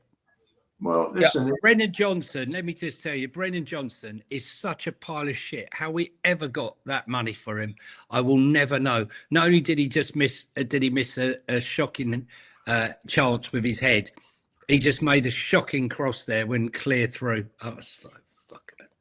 Go on, Luba, what are you saying? No, it's just for me. I think I'd play Paulinho. I might play So I said, would I play Basuma or Tell? That's the thing, and play different systems for me. Because we haven't got a right winger. We haven't got a right winger that can cut on the off the left hand side with the left foot. We don't have it. Right, that's a problem. Moani is out. Moani is someone that can do it but doesn't do it. Matisse Tell is someone that should be a left winger and cut in, but you can't have him on the left and Matisse and Xavi Simmons in a 10 if you're going to play a 3-man midfield. You're right, Lubo, against Wolves. Wolves' best, most dominant part of their squad is their midfield. So you want to go man for man in that regard. So you need 3 combative midfielders. Bentancur sure as hell has to start after the weekend's performance. For me, if you're going to drop one of them, then you could make an argument and put Conor Gallagher in the 10, Matisse Tell off the left-hand side if you want to do that, and then drop Conor Gallagher. But for me, Conor Gallagher offers some bite and some resilience and some tenacity that Matisse Tell just doesn't have the body strength to do in a midfield 3 battle, which is what you're going to come up against away at the Molineux. So, like, for me, I think you need the 3 men in midfield. And then if you pick the 3 that you're going to pick, for me, yeah, I'm okay if Paulinho's in there, but Paulinho doesn't have the technicality, doesn't have the passing range that Conor Gallagher does, that Basuma does, or that Bentancur do. So for me, if you want to pick a balanced midfield 3 that offers experience, a bit of craft, a bit of creativity, and also the tenacity, for me, I think you stick with the same 3 that you had on the weekend. I think that's my take. Because then you don't have a 6, you got 2 8s and an 8/10 hybrid, haven't you, in midfield? Yeah, but Conor Gallagher has played everywhere. Bentancur has played everywhere, and Basuma certainly has played everywhere as well. They are all hybrid players, but they're all kind of jack of all trades, masters of none, in my opinion. I don't like any of them for the future. I think all 3 of them, for me, I couldn't give a shit about. But in terms of for what we have right now, I think they're the 3 that need to battle against Wolves. And it's, for me, like I say, it's like a cup final on Saturday, because we have to win. If we draw against Wolves, so you might as well go for it, because if we draw or lose, it's game over. We have to win. 100% have to beat Wolves. And I'll also we say this every week, every game. We must win this. But we're running out of games still, so each game becomes more of a must Fulham win. was a must win. West Ham was a must win. Crystal Palace was a must win. Forest, Brighton, every week must win, must win. We don't win. We don't win. I hear you. But listen, I think like Johnny was saying, Wolves have conceded 8 goals or whatever it is in the last 2 games. Now you might make the argument never the second without the third, or you might say third time's a charm, right? But I think there's going to be goals on the weekend. Let's just go a couple of quick super chiddly chit chats. Big up to Jamal Duncan, 4811 from America, I think that is. Big up to you, Jamal. Thank you very much. He says, this quote, "This isn't a Xavi Simmons bashing," unquote. Johnny as he bashes Xavi Simmons. Come on, guys, get a grip. Johnny, I'll let you answer that one, mate. No, I'm not. Listen, fuck's sake. We're talking about the positives and the minuses. You heard Gallagher, you heard De Zerbi talk about the fact that he's a good player, but there's a lot of improvement. There's a better Xavi Simmons, right? And that's what we're talking about here. We're not talking about, we talk about the fact that he scored the goal. We all know that he scored the goal and he got an assist. We're not denying that. But there were moments in that game where he wasn't great. He wasn't great in the first part of the first half. And, he made some poor decisions. And he's a good player. And we're saying that he should be starting. For sure. Yeah. I mean, if you want me to sit there and just say he's a genius, I'm not going to say it. But is he the best option that we've got? 100%. 100%. He should be starting every game. And I did say before the game that we will see the best Xavi Simmons today because he's got the foil. He's got the Basuma, the Gallagher, and the Bentancur playing, and which allows him to express himself. And so it came to pass, but he wasn't perfect. That's all I'll say. It was a bit hero and villain, but the bottom line is that we need more from other players up front. We need more from everybody. More from everybody. Let's be honest. I'm just talking about in terms of creating, Johnny, and finishing it off. I want to see Solanke in the box, mate. I don't want to see him he thinks he's Harry Kane, mate, dropping deep and all this shit, right? I don't want to see him touch the ball 40 times in the middle of the park. I want to see him win the ball, hold the ball up, let Simmons or other midfielders bring them into play and put them in. That's what I want to see. Bring them back into the play, not just win a ball and then pass it backwards. It's no use to me. I don't mind Dominic Solanke coming deep and holding up the play if that's by design. I think it is. But for me, the problem is that if you have situations like presented themselves 2 or 3 times, half chances in the games recently, and it's not just recently, it was under Igor Tudor as well, and it was under Thomas Frank towards the end. There's absolutely no permission or desire for the midfield 3 to get forward and to fill in the gaps, right? You can't have a 9 that plays a false 9 that's coming deep, doing all the Lord's work and the donkey work of developing the play and being a part of it, and then nobody being in the box. Like that to me is just like someone. And like I said, when you've got those three 8s that have all played in advanced positions, they should all have the desire to turn and get forward.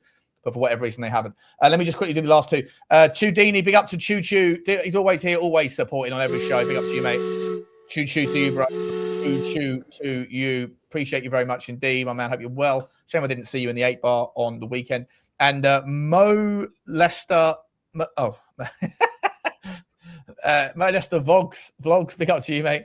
Mr. Pox Office, formerly known as. Hi, what's Lubo's potential championship Spurs 11? Jesus. Sure.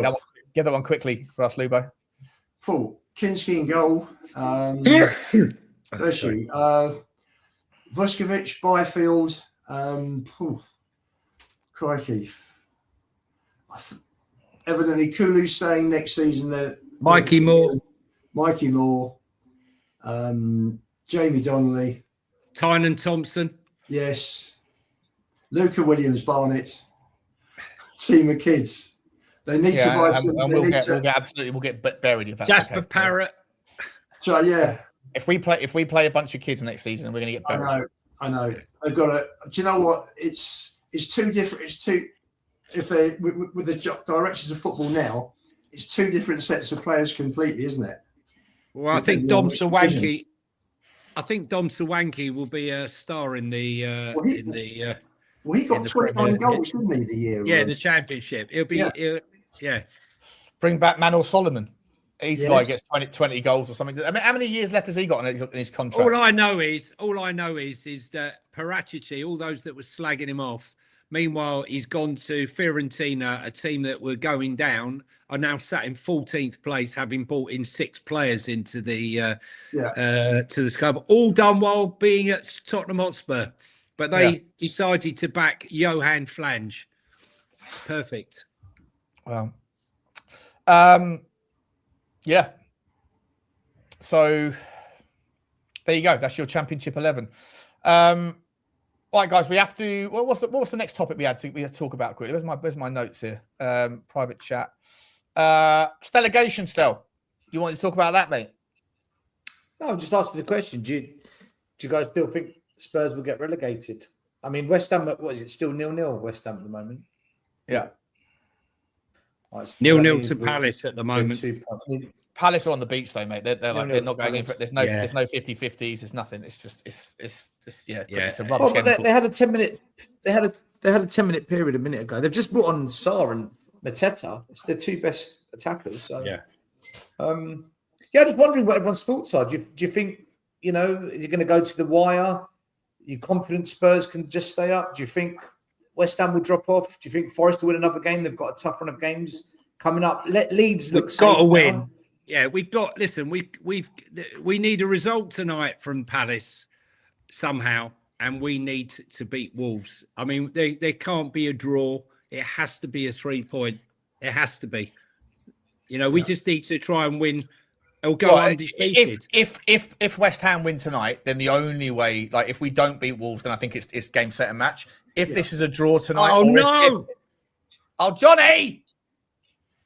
No, it's okay. You'll see. Could you not announce, mate? Because I'm 20 seconds behind. Oh, he's heads in his hands. Oh, we're obviously 1-0 down, are we? For fuck's sake. What are we saying? Go on, Stel. What are we saying, mate? Has he scored then, or what? What's going on? He's basically slipped. Somerville's ripping them apart. He slipped. He literally slipped. Got away with one. It's still 0-0. It's still 0-0. If you saw the slip, you'd understand. Yeah, look. Here's the results. Here's the game. Sorry. So we got. I think there's no point in worrying about Leeds, right? Leeds are 8 points clear of us right now, so they're safe, aren't they? Forest obviously 5 points ahead, but listen, I've said this earlier on. I don't know if Forest win any of those games. Maybe Newcastle, because Newcastle are just I don't know what the fuck's going on up in Newcastle. They're just a mess. But Sunderland are in European spots. Chelsea can't take their foot off the gas. They have to get back to some sort of form. They might have ruined their Champions League chances, but there's 3 points that separates Chelsea from Fulham in 12th, which is mental. And so I think that Chelsea will be too strong for Forest. Newcastle again, don't know. Man United, I don't think that it's their final home game of the season. I don't think they'll be on the beach. And Bournemouth are a team that are very, very, very strong. And just don't lose very often. So, and it's also Iriola's last game. So I could easily foresee Forest maybe finishing on 40 points. I don't know. Do you guys think that? The thing is with Forest, Sean, they'll throw the kitchen sink against Newcastle and Bournemouth because they're 2 games that they've got at home. The only reason Forest might get dragged into this again is they've got one eye on Europe, haven't they? They're still in the exactly. They've got two big games in again. Who have they got in the? Aston Villa. We've got Villa in the Europa League. Yeah. Right, I think Villa are going to knock him out. Right, Villa will knock him out. I'll be shocked if because Unai Emery, he's won more Europa Cups than any other manager. Like it's what he does. 100%. So I actually think Villa will win the Europa because they've got Unai Emery. Yeah. So I think Forest go out of that. I think Forest need one win. I think if Forest get one win, they're safe, and I think they will get one win. Leeds are safe. You think 39? You think 39 points is enough to be safe? Do you? Yeah, because think about it. That's 8 points for us, and we haven't had a win in 15. So because we're on 31 points that I say that. I think this is a shootout between West Ham and Tottenham. If West Ham win tonight,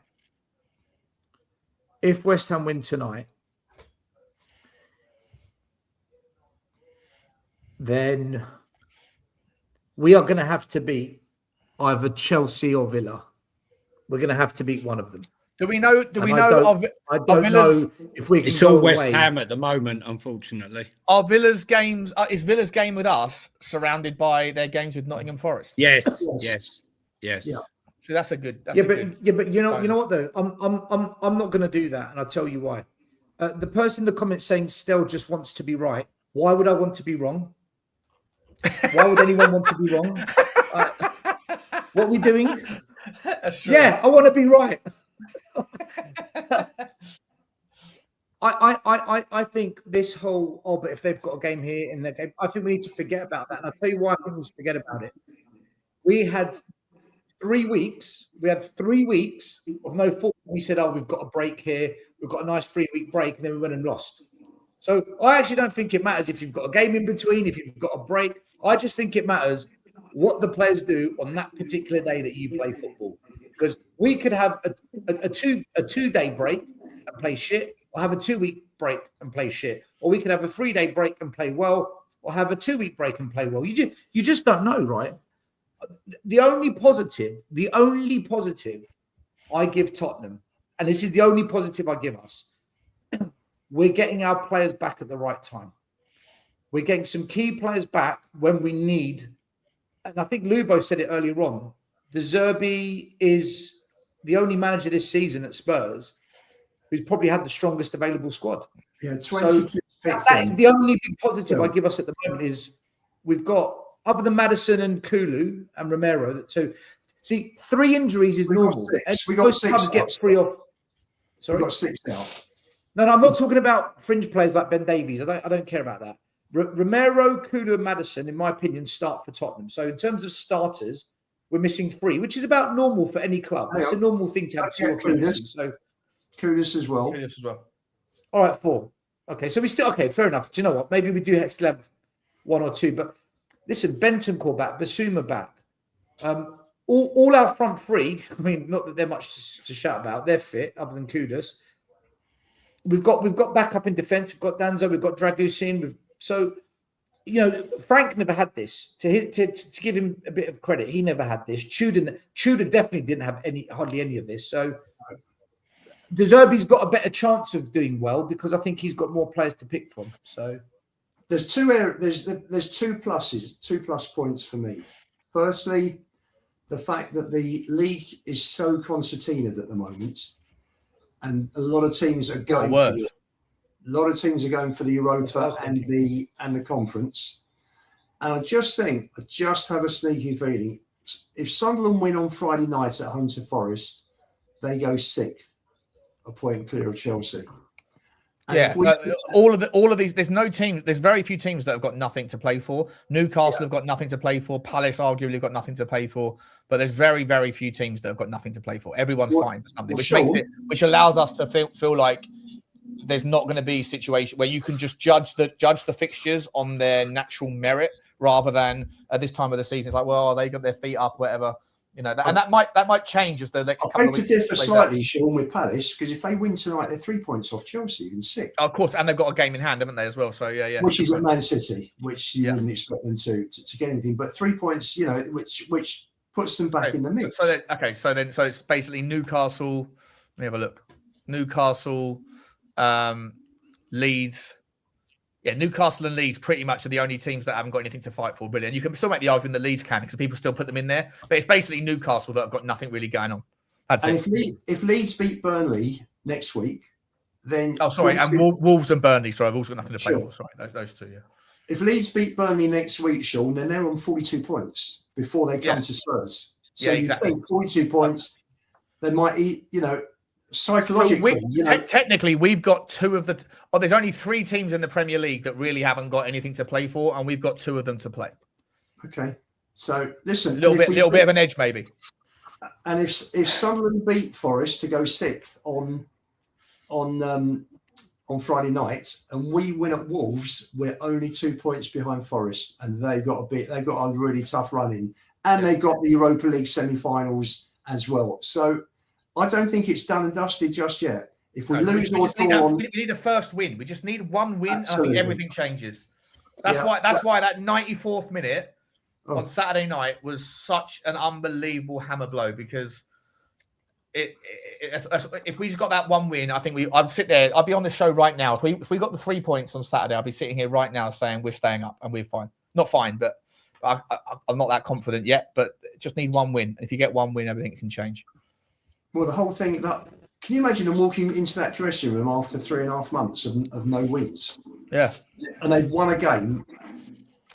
In fact, confidence breeds confidence. It's the oldest one in the book. Absolutely. Saturday will be 3 days short of 4 months since Palace. So if they can get the win Saturday, then do you know what? I'll go back to the start of the season, right?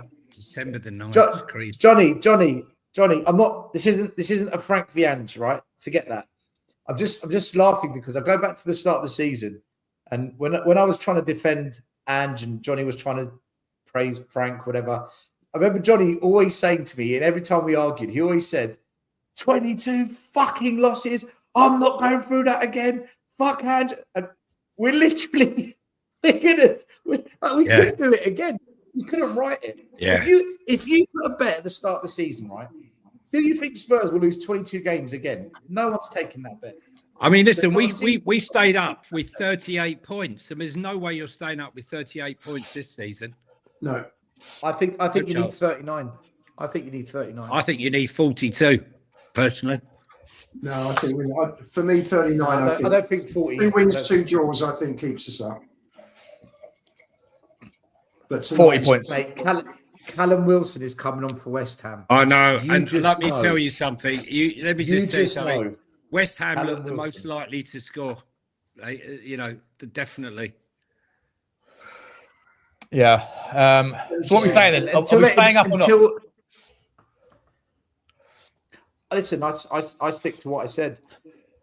If we lose to Forest and then West Ham go and beat Wolves and we drop into that bottom 3, I think Spurs stay there. I don't think we get out of it. And I do think we will just stay there. I think the massive turning point, to be honest with you, is Leeds winning at Man United for the first time in 45 years after Martinez gets sent off. I mean, it's amazing that they keep finding, they had Calvert-Lewin who didn't stop scoring on the run, and now they've got Okafor who can't stop scoring. A purple patch. We don't have anyone in a purple patch. No. It's just non-existent. Yeah, Leeds are safe. Leeds are definitely because safe. Let's be honest, that game, the last game of the season, 4 or 5 games ago, I thought was going to be the one that decides who goes down. Leeds versus West Ham. Now we could have a situation where we need Leeds to beat West Ham last game of the season, and Leeds are not interested. Yeah, those 2 chairmen will be on the phone. We need a draw here, and we're both financially sorted. Do you know what? The other thing that's going against Tottenham right now is the same thing that's going against Arsenal. The whole country wants Arsenal to. The whole country wants Arsenal to bottle it, right? Every ground they go to, doesn't matter who they play, the fans that they're playing against are all chanting "second again, ole ole," but it's getting to them. It's like torture. Yeah. Everywhere they go, second. It's like a national rally cry. Second. The whole nation, second. Again. You know what's interesting though, right? To us. You're right. Every single neutral. Everyone wants us to go down. Everyone wants us to go down. They do because it's the bigger story, right? Everyone would rather Tottenham to go down than West Ham because it's the bigger story. Certain teams would look at certain fans would look at would look at Tottenham's squad and say there's some pickings there. You can get a fraction, like 50 pence in the pound.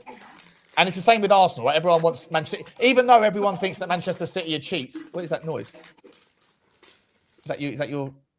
It's Johnny again. Johnny again with his.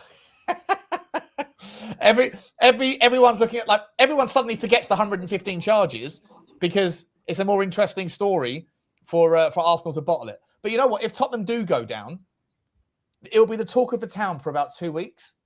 And then everyone will forget about us because everyone will move on to whatever they're doing in the summer. And then we've got to worry and wallow in our own despair in the Championship. Just like no one's talking about Leicester City and the fact that Leicester are about to go down to League One. Yeah. No one gives a shit. 5 years ago, they won the Premier... 6 years ago, whenever it was, or 8 years ago, they won the Premier League, right? But no one gives a shit right now that Leicester City are about to go down to League One, apart from Leicester fans, because we've forgotten about them. Sorry. There is one massive positive if we go down. One massive positive, and that is that I won't ever have to watch for the next year Chris Cowlin on Talk Sport or Sky Sports, and that for me is actually something that I would appreciate. Because no one's going to want Tottenham on their channels. Why are we doing that? Why are we being horrible about it? No, I'm not. I'm being honest. That's how I'm being honest. Okay, fair He's enough. being honest, horrible. I'm being honest. I'm not being horrible. I'm just being brutally truthful. This one, do you know what? I don't mind Chris. I don't know him very well, but It will be enormous. It'll just be massive. I hate listening to these people. Brendan Johnson's coming off after an absolutely shambolic performance. How he lasted to the 77th minute is beyond me. How any Spurs fan expects Brennan Johnson to do us any favours after we did the dirty on him as a club? Why on earth would he do us any favours? He had his finest night in his career in Spurs colours. Why wouldn't he? Guys, He never touched the ball. Because fans like you did nothing but hate him ever since. Who hated Johnson? He just listen. He suited the whole fan base. The whole Brenda Johnson. Listen, mate, he's literally being slagged off right now as we speak on this channel. Why is he's laughing? Look at him. Do you want to talk a little bit? Do you want to talk a little bit about the protests, guys? I know, Stel, you put out some posts about Chelsea's protests versus Tottenham's. I know you feel strongly about protesting or the lack thereof. Do you want to talk a little bit about that? Because we've got half an hour to play and we kind of saturated the relevant Tottenham content. Unless, sorry, Lou, but did I cut you off, mate? Unless you got something you wanted to add something specifically there. No, I was only going to add that the other thing that I won't miss if we do go down is VAR. Yeah, fuck VAR, mate. It's the worst fucking invention ever. So bad. That'll be good. Can't stand it. The other thing also, did I see City fans with blue flame, what you call it, going off, smoke all over the place before the game yesterday as well? Flares. They did a proper parade. I think I saw a photo of City fans near the coach, and it was all going off brilliantly there. What are we talking about? We're talking about the cancelling of the parades? No, not that. No, not that. I think just generally, I saw Stel putting a post out because Chelsea fans have had have had a moan about their owners, and I asked Johnny about this on Football Inc. earlier. What's the motivation? Like, what is it that they're protesting against? Are they protesting about the fact that because I think that the financial side of football is quite especially the complexity of Chelsea's model. Like, it's very nuanced, it's very hidden and like layered, and like you either look into that stuff to understand it, and even then it's pretty opaque, or you're just kind of like you read and you hear what you hear, but even the journalists don't really kind of get it, how Chelsea get away with printing these losses and all this stuff. But long story short, what my question is, are Chelsea protesting because their team is sick and they think that their team should be first? Or are they protesting about the avalanche of problems that are coming for Chelsea when, if it looks like it's going to happen now, that Chelsea won't be in the Champions League next year? Obviously, next season, their accounts might look a little bit boosted by the Club World Cup money and the Champions League money from this year. But generally speaking, Chelsea are just a financial kind of just a very difficult monster to understand. But it can't clearly go on forever, and they have exhausted a hell of a lot of the loopholes. My point being, not to get into the specifics of Chelsea necessarily, but still wanted to make a point, I guess, about Tottenham fans don't protest against our owners when we're 17th, 18th, Chelsea fans are protesting against theirs when they're sixth.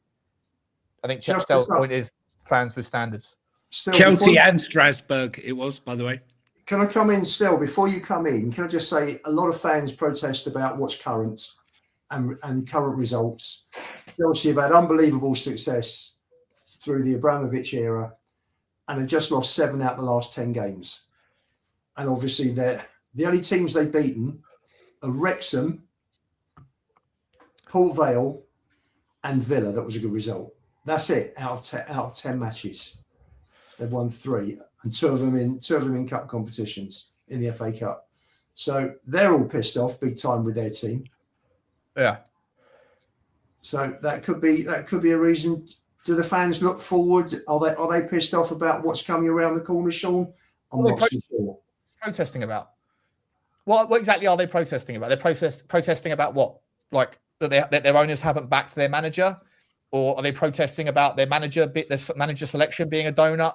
Are they protesting about just poor performances? If so, why are you protesting against Blueco and not against the players? What exactly is it? Like Chelsea have got a fantastic team, generally speaking. They've gone after a lot of young players and stuff, but they do have some absolute talent. I'm trying to get my head around what it is that the Chelsea fans, when they say Blueco out, are they saying that because they're informed about the financial kind of, nightmare that might eventuate? Maybe will, maybe won't. They're unhappy with the club, Sean. They're unhappy with the club. The fans have got standards where they demand to be at least Champions League, challenging for titles. They have a standard. But why are they unhappy? They expect their club to compete at. So if their club isn't competing it, either because of appointing the wrong managers, hiring and firing managers, not backing managers, spending ludicrous sums of money on players that don't suit the managers they hire. Maresca, he voluntarily left the club. He was doing a good job because he said, I can't work under this regime.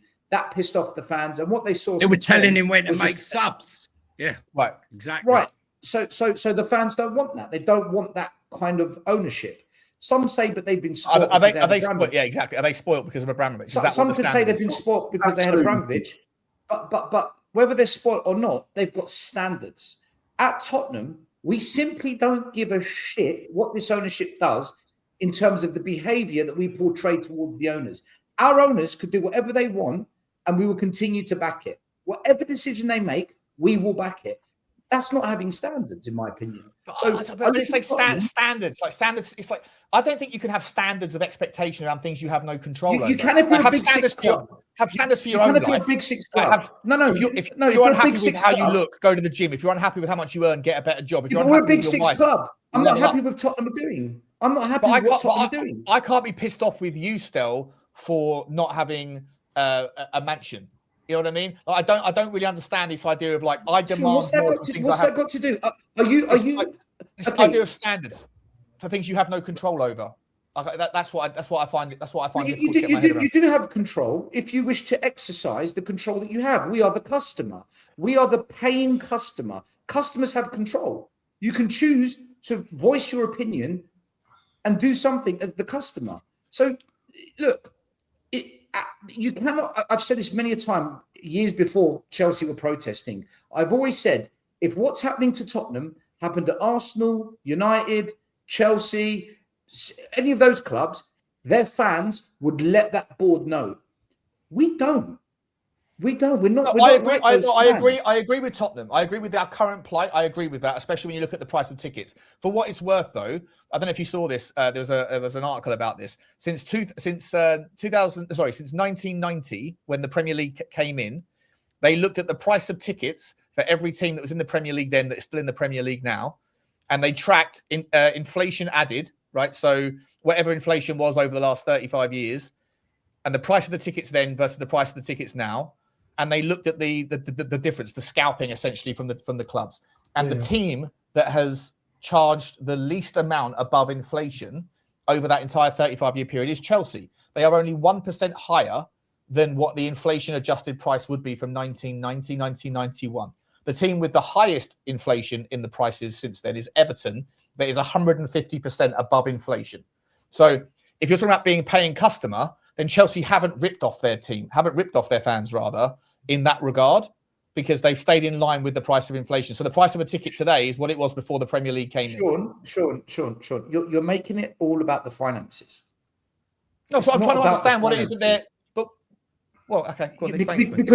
Because you're looking at it through the lens of a spreadsheet and not through the lens of a football fan of a big club. All big clubs have a fan base that have a standard, which is what holds the club to account for the big club that they are. We will hold you to account because we're big. If you want to be big, then someone has to be held accountable. Otherwise, let's just be Fulham. Let's just be like Fulham, pay some high prices, get on with it, whatever we're served up, just nod your head, thank you very much. And that's it. But then I don't want... I don't disagree, Boy. I'm not saying you're wrong. I'm trying to understand it, trying to understand the perspective, because I don't know what it is that Chelsea fans are complaining about. Okay, in your opinion, do you think Chelsea's a big club? Yeah. Do you think Tottenham's a big club? Yeah. Right. So as big clubs, we should have a standard. I don't think we are. I don't think we are as big. I don't think our fans should have the same expectations of Chelsea should have relative to this generation that's coming up. That's fair enough. Chelsea expect league titles. I expect us to be at least in Europe. Just make sure we're in Europe. We're in Europe. I'm happy. I remember you saying top four's not a trophy, right? I'm not talking on what I want. I'm talking on what Spurs fans want as a minimum expectation. For me, I expect us to be winning a trophy every 5 years because that's what our history says that we used to do on average. Okay, on average. But right now, you're seeing two different clubs and the fans showing how they feel. They're exercising their thoughts to their owners in two very different ways. One club is saying, "Oh no, you ain't doing this anymore." We're saying, "Well, whatever que sera, sera, whatever will be, will be." Oh, I hear you. I hear you on that. I'm still sitting there going. To me, Sean, this is the problem. This is the problem. So Chelsea fans want Chelsea's owners blue coat out because why? Because those owners put £2 billion into the club and it hasn't transpired into trophies or enough trophies for them in 3 or 4 years. Is that the argument? I think the Maresca moment was an eye opener as to what kind of ownership they've got. And what's happened to them since Maresca has been a big decline. Yeah. They're falling off the cliff. Still, this happened with Pochettino as well. Poch was told, your captain's being sold. There was no movement. And if it was down to FFP, they didn't actually want to look at any other options. Gallagher was gone. But Lubo, with Pochettino at Chelsea, sorry. Yes, Pochettino at Chelsea. Yeah, but the Chelsea fans. But there's a difference because the Chelsea fans, they blamed Poch. They questioned Poch's decision making and the position he played certain players. Whereas Maresca, he won them some trophies. They got on board with his decision making. They actually were on board with Maresca. But Maresca left because he said, "I can't work with these owners, so I'm out." And then what the owners have done since is prove Maresca was right. They proved Maresca right. And that's why the fans have turned. Whereas our club, Conte in, Conte out, Jose in, Jose out, Ange in, Ange out, this manager, that manager, Tudor comes in, Tudor out. And we're like, okay. And that's the difference. They hold their owners to account for what they do. There is zero accountability from Hotspur. There is no accountability from our fan base at all. So do you know how many people were protesting? Do you guys know at the Chelsea protest? It looked like there was a few thousand, right? It looked like there was a few thousand. There was a lot. There was a good 4,000 or 5,000. Go on, Lubo. You want to sorry, mate. Go on. We never get anywhere near that, do we? No. Yeah, once you did. Once or twice, yeah. I'd imagine there's going to be protests if the inevitable happens, but by then, I say too little, too late. I still don't know. No one's ever shown me any proof that protesting does anything anyway. To be entirely honest, I'm still waiting to be shown an argument where that actually works directly. Sean, do you not think that had parts? There were parts partially towards the Glazers selling 25% to Ineos. No. I think that was just financially timed because of the rise in interest rates at the time. They wanted to Man United guys on the interest on the debt that they were paying. because it was Man after United- COVID, the interest rates flew up from 0.5% to 5% or 5.5% very, very quickly. So I think the Glazers just timed it like an absolute. Yeah, but don't forget, love. you know, the blowback that was given to Ratcliffe after he cancelled all the Christmas bonuses, got rid of the tea lady that's been there 50 years, got rid of credit cards, got rid of all meals, all staff canteen. You know, there was a lot of blowback on that from Ratcliffe, another sort of penny pincher. The But he's thing put him is into with Man profit, United, hasn't he, Johnny? guys. Huh? Yeah, He's but put him guys, into profit hold this on. year, hasn't he? I can't hear it. Sorry. Ratcliffe's put him into profit, hasn't he? Well, he's I don't he's know. Has definitely. he? I haven't seen that. I don't know. I haven't looked at them. I haven't, Guys, I haven't looked at them. one second here. 1 second. Man United have gone from 16th to 3rd. Their fans right now are very content because there's been a big progression. They signed some very good players in the summer to help them. They've changed the manager. They've fixed the goalie issue. So if you're a Man United fan, you're thinking, right, this semi-new ownership has been in place for 3 odd years. Let's give it a bit of time. Let's see where we're at in 5-6 years, and then we'll begin to judge. We've had 25 years. I still listen to when obviously not. It hasn't happened recently since Michael Carrick's come in. And obviously, it's fair to say if United, if they don't give Michael Carrick the gig full term, that there rightly would be uproar, I'd imagine. Yeah, he deserves it. He deserves to be given it. I mean, they've had a lot of I shit don't- managers. I don't know if Man United fans want him. They see him as a good stopgap. I don't think they see him as a long-term project manager, though. I think Me, Well, you, they- well, you remember, well, guys? they- I Yeah, I know like, you I wanted like him, yeah, Carrick. yeah. I praised him a lot when they took him. Think where Man United were when Ruben Amorim left, right? I remember They were Terry shit. Flewers. They were Terry shit. Flewers was like, I'm done. This season's done. Nothing's going to change at this football club until the owners go. He's a very passionate Man United fan. I remember dialing in to watch his reaction after a United loss. I forget who it was that they lost to. And he was losing his mind. And then Michael Carrick came in, and then they basically just done that ever since, right? So I think you have to reward meritocracy. Otherwise, what are we doing here? If Michael Carrick doesn't get at least a couple of year contract, to me, I don't know what the point is in giving people stopgap. And listen, maybe they've got a bigger plan, and so be it. But I would be surprised if any other manager came in and did as well on a points per game basis as Carrick has done.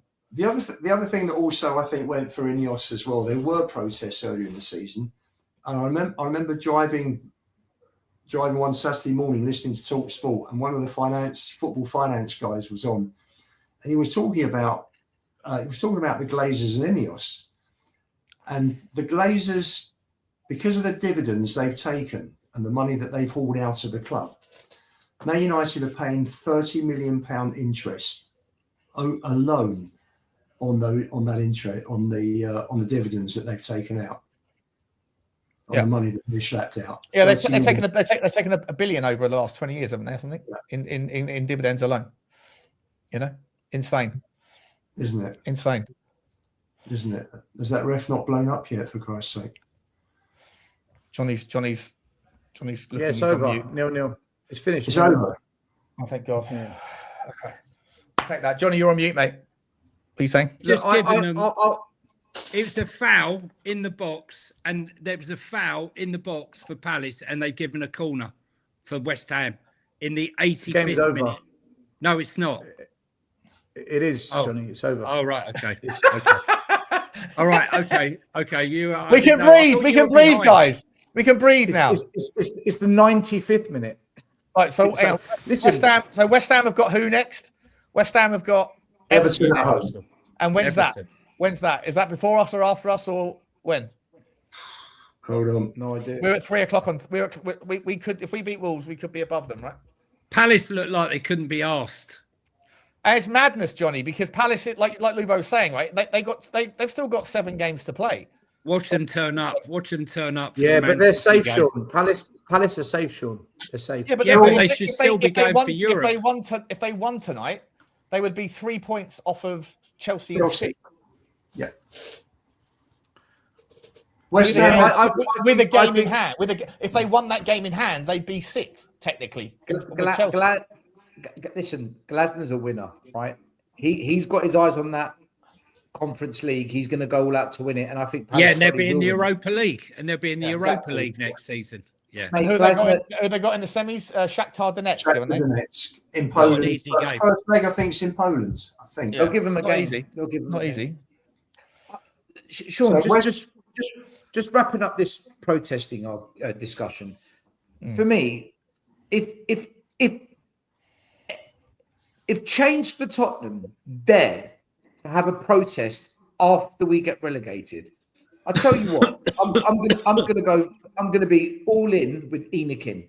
I'm gonna go Enoch in because it's too late then. The damage is done. We've crashed. The club's buried, right? It's too late for this. Come on in If still. The Spurs- water's lovely. Mate, So- honestly, So still, Relegation was meant to be Enoch either sell or they get their act together if we go down. But now Well, it's you're more going to to get be their act Enoch, together. now you're going to be Enoch in, and it's going to be like, yeah, keep Vin. no, I never said that. No, Lubo, listen to the Go on. words. I said if they protest If they after protest. we get relegated, then I'll be Enoch. Yeah, because what is the fucking point when all the players are on holiday? The fan base is they're packed up for the season. What we're gonna protest for? What? The damage is done. It's over. And you If get- I was to offer you a trade right now to get rid of Enoch, still, would you? If I said to you, if you get a tattoo of Daniel Levy on your left above your heart, but it meant that, and on the right side, Enoch forever, right? And you could never touch it. You could never build a tattoo place around it. You just had to have this. Every time you got out of the shower, every time you looked in the mirror, you had a big fucking picture of Daniel Levy. But it meant that Tottenham sold their club to some, I don't know, Moroccan trillionaire. How much do you want Enoch out? Would you take that tattoo trade, bro? Yeah, I'd rather catch malaria, Sean. You wouldn't do it. You wouldn't do it. See, right now, I'd get a tattoo of Daniel Levy on my arse cheek or something if it meant Tottenham stayed up. So I'd I'm be- surprised you haven't. hold on. I'm surprised you hold haven't on. got a tattoo already, mate. He's already got it. He's already got it. He can't show us. He's I already got got a it. tattoo. I got a ball Sean's on my about- right shoulder when I was in Thailand about 12 years ago. Sean is about to do a live Mooney to prove us. Yeah. What would you do? What's the craziest thing you would do to get rid of Enoch, Lubo? Jesus. Would you get a tattoo? No. No. You don't care Tattoo that the much. wife. You don't care that I'd much. make You're a halfway. What's it? No, what's that? if You're we a went halfway down- crook. You're a halfway crook. If we went down, I'd have to get Lynn to have a tattoo. Yeah. I wouldn't have one. I'd have to get her to have one. You got to do something crazy in your lifetime, you know. You never know. Yeah. Tomorrow we could all be dead anyway. So, couple more On stories. that happy note, We've got some super Do you chiddly know chit what? chats. Sean, I'll tell you what I would do. Right? I would, and this isn't because I live in Cyprus, because I come back to the UK once in a while. I would gladly not go to another Spurs game for the next 10 years, even if we're brilliant and we're getting to cup finals. I would not go for the next 10 years if you guaranteed me they're gone forever, no buybacks, it's done and dusted. I would give up going to games, finals, semi-finals, all of it. Even if we got into a Champions League final with Arsenal, which would be the greatest fucking ticket ever, I would sacrifice it all for 10 years if they were. Yeah. Johnny's not impressed, clearly. Yeah, Johnny doesn't mind yawning halfway through a story. Clip that. Let's do some super chiddly chit chats, guys. Let's do some super chit chats. you're lucky I'm still here. I'll tell you that. You're lucky I'm still here. Honestly, I'm out for the count. Sorry, I thought I'd been on mute. Hang on a minute. I've been on mute. I've been on mute for the entire show. How am I supposed to know that suddenly I'm not? You took yourself off mute. It wasn't me. Let's do some super chats. You're yawning. It was pretty rude. That was pretty rude. Jordan Pierce, 0802, big up to you. Thank you very much, Jordan. Appreciate you, mate. He said, it's a little sad. I'm hoping for City to be deducted points so we stay up, but I'm not giving up. Hope till the end for us to do it ourselves. Not a chance in hell, mate. They're not going to do that. Away with it. City are getting away with it. Let me amazing- tell you it's something. The amazing how result most tonight neutral- helped. the result side does for me lift us a little bit. We're only 2 points behind now. It's a big deal. I thought Crystal Palace were going to roll over. They were out pissed up against the wall all weekend, you know, and I respect it. They didn't try hard, I can tell you that. But you know, if we win and Everton get a result at West Ham or they draw, then we go above West Ham. A win and a draw. If we get above them in the league, with like not just because they haven't played yet, but if we you get just above know them, you've got to win every game, and then it's in your hands again. You're safe. Yeah, exactly. And I think West Ham. Do you know? Shit themselves again. You know what's gonna happen now, right? The pressure of knowing we can go back above them, the pressure of that, I reckon now we're going to draw against Wolves. And when it comes on Thursday, I will predict a draw. I'm going to predict a draw. Just quickly on the whole prediction thing, just to confirm, right, from game week 1 until game week 33, I have been and remain top of the table. That is correct, isn't it? I don't know what you want from me. I'll get the chart up now. It's been a while. Whilst you're doing that, Adam scored draw lot. Big up to you, Ads. How you doing, mate? Good to see you, man. He says, remember for 2 months. Thank you for your support, mate. He says it's like getting the band back together. Hope you're all well, guys. I predict we beat the Chelsea scum and we stay up. Love you all. Smash the like. Yeah, we haven't asked many the like smashes today. Don't forget to smash the like. There's 818 people. There's been about 600 all night, and then as soon as the West Ham game finishes, they all come piling in. They all come piling in for last orders at the bar. We'd love to see it. Smash the like button. Those who just joined. So far tonight, we've had Johnny, who's been sick, yawning through Stell's stories. We've had Stell denying that he would get a tattoo to make sure that Enoch went. Lubo wouldn't do the same.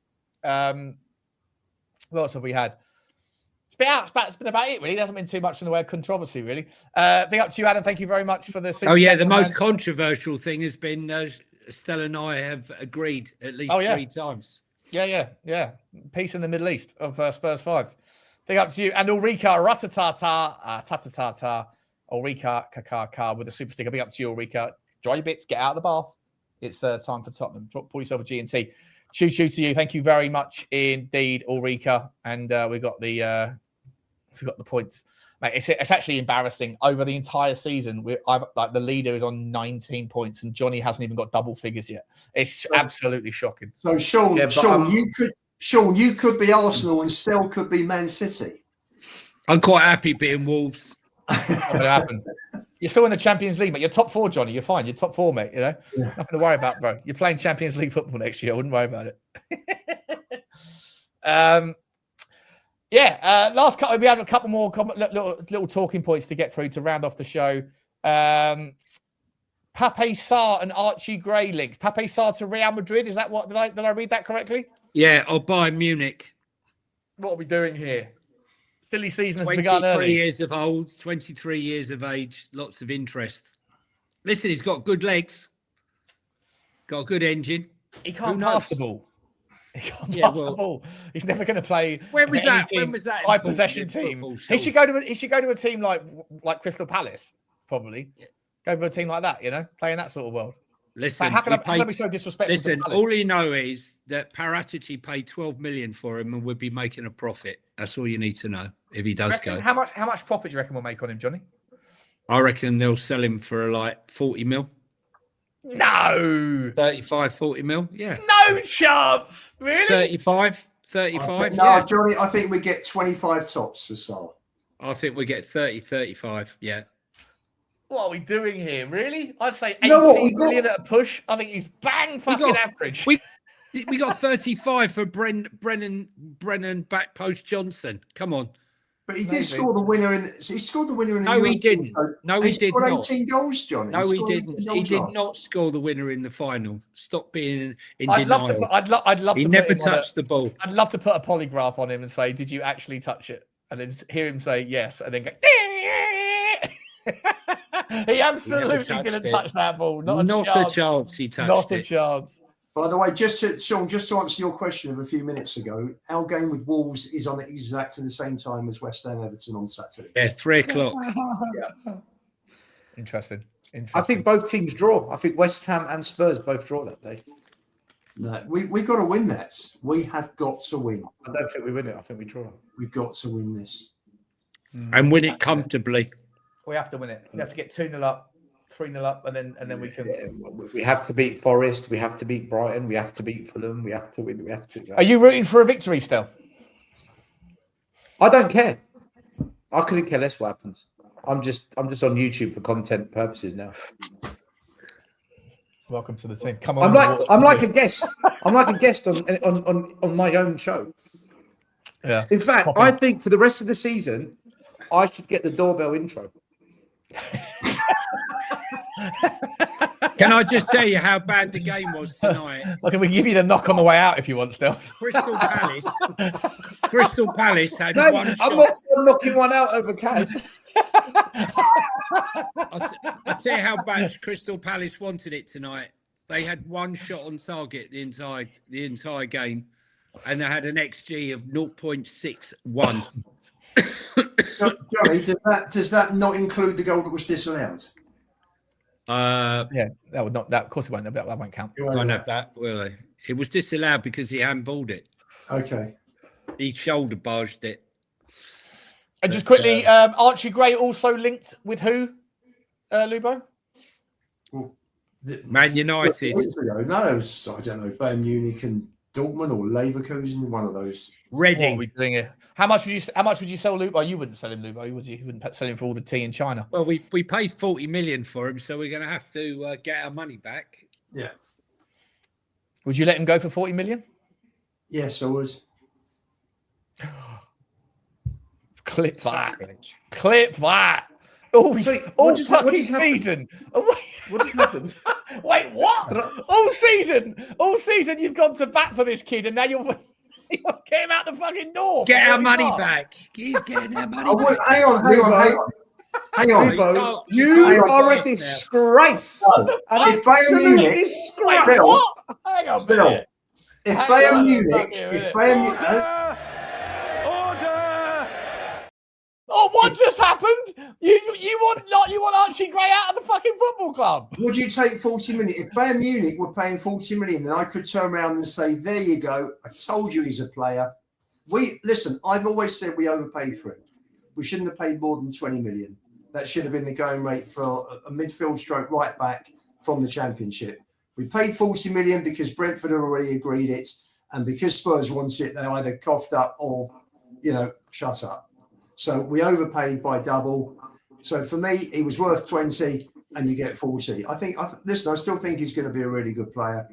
Yeah, but all season, Lubo, if we'd have offered you like What? 40 million, I you played would have a been flip flop. saying,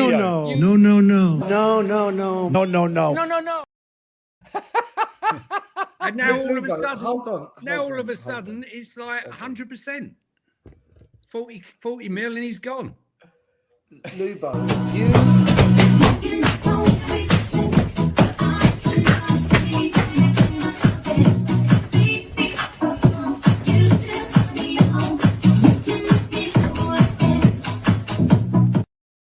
When I don't answer a question, I'm a politician. What are we doing here? Hey? Lubo, 1 second, right? Do you know what? I actually thought that I switched off for a second. I had to think. Did he say that? Yeah, he said he would. Mate, you have defended this player more than any human being, not YouTuber, human being that I know. And when asked, would you sell him? You would. How? We have a flip-flop. Everyone changes their mind. Like they didn't say that last time. We have a flip-flop, trying to erase the past. Well, buddy, you're having a laugh.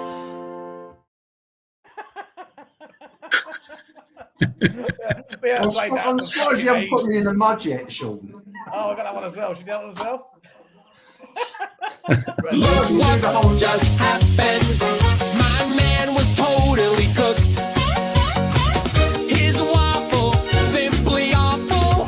You've been stinker and hooked.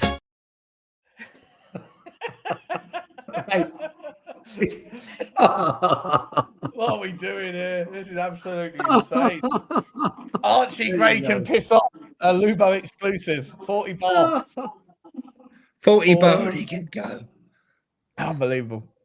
All right, let's get back. Last quick topic for you. Yet again, injury news for Tottenham, but not really for Tottenham, but kind of for Tottenham. And that is, of course, our man Luka Vuskovic is apparently had an absolute nightmare. It's a big deal, a big problem, and his knee injury is worse than expected. And apparently, I genuinely, Billy T, I have to give him the best credit in the world. He's the funniest geezer I've ever seen on Twitter. When it was announced that Vuskovic has got an injury, the Tom Barkley, I think it was, said Tottenham's medical team have reached out to Hamburg to advise on next steps. And Billy T retweeted it and said, it's like asking Epstein for babysitting advice.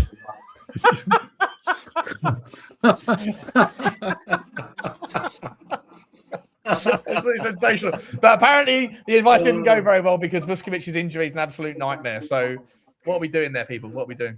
I mean, if he's out for a year and never be the same again. Knee joint. What's the injury? How bad are we talking? We don't know yet. It's not. I think he's. What do you mean knee joint? Is he popped the knee? Has he broken the bone? What is it? He's damaged the knee joint. Was what it was. Is that the ligament? And it could be serious. Yeah, it could be Can I out say for like 2 something? years, 3 years. If you get a serious injury like that in a key joint, as a young football player, you're pretty much struggling for the rest of your career. You know, that's not the age to want to get it. Yeah. There you go. The Tottenham curse. That bloody pitch. I've been saying it. That pitch is responsible for everything. When they don't. Even when players don't play on it. What is it you always say, Johnny? Someone needs to get a witch doctor in and piss in the corner, right? Burn some sage or something, right? We're definitely cursed, aren't we? 100%. Going on? 100%. All right, listen, Johnny's about to cough his lungs up, so it's a good time to end off. I want to say a massive thank you to everyone that has been here for the show.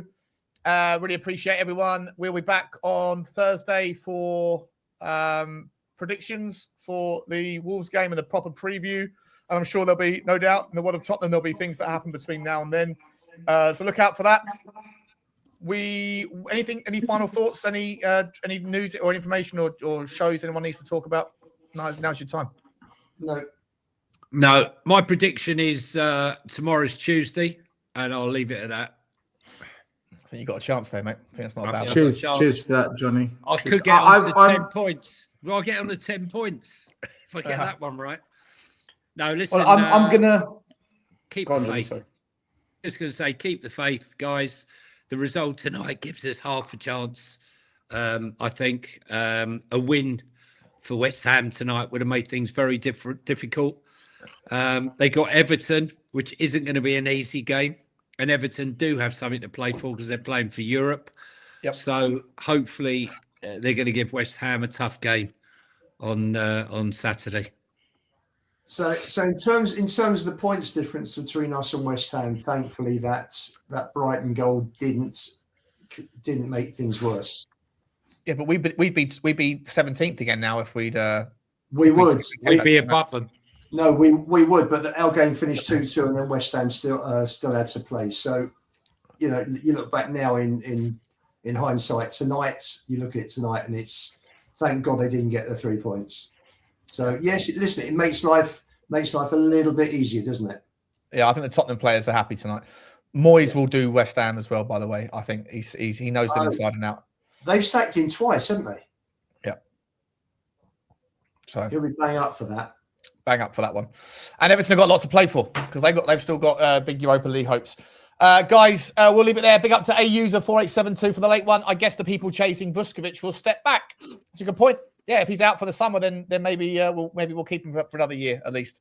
But add him to the pile of injured players that might never make it. We'll talk about that next time though.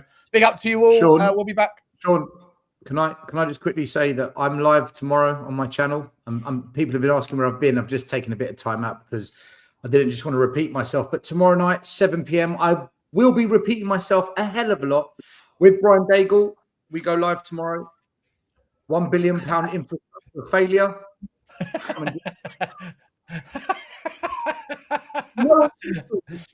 Nice. I like that. Nice. Very good, very good. I'll be sure to dial in and cause havoc in the chat. Appreciate everyone. Welcome back to the Spurs 5 or Spurs 4, as it was always supposed to be. Appreciate everyone, and we'll see you on Thursday. Like, subscribe, and comment. Don't forget to get over to the podcast platforms and give us a rating, follow, and a review. And don't forget OK Jersey, where you can get wonderful shirts like this one. Not like me to finish on an accent. What is this? This is Ademola Lookman. I want to play for Nigeria and the Tottenham. See you guys. Like, subscribe, and comment as always. Bye. Come on, you Spurs. Bye, Jeff.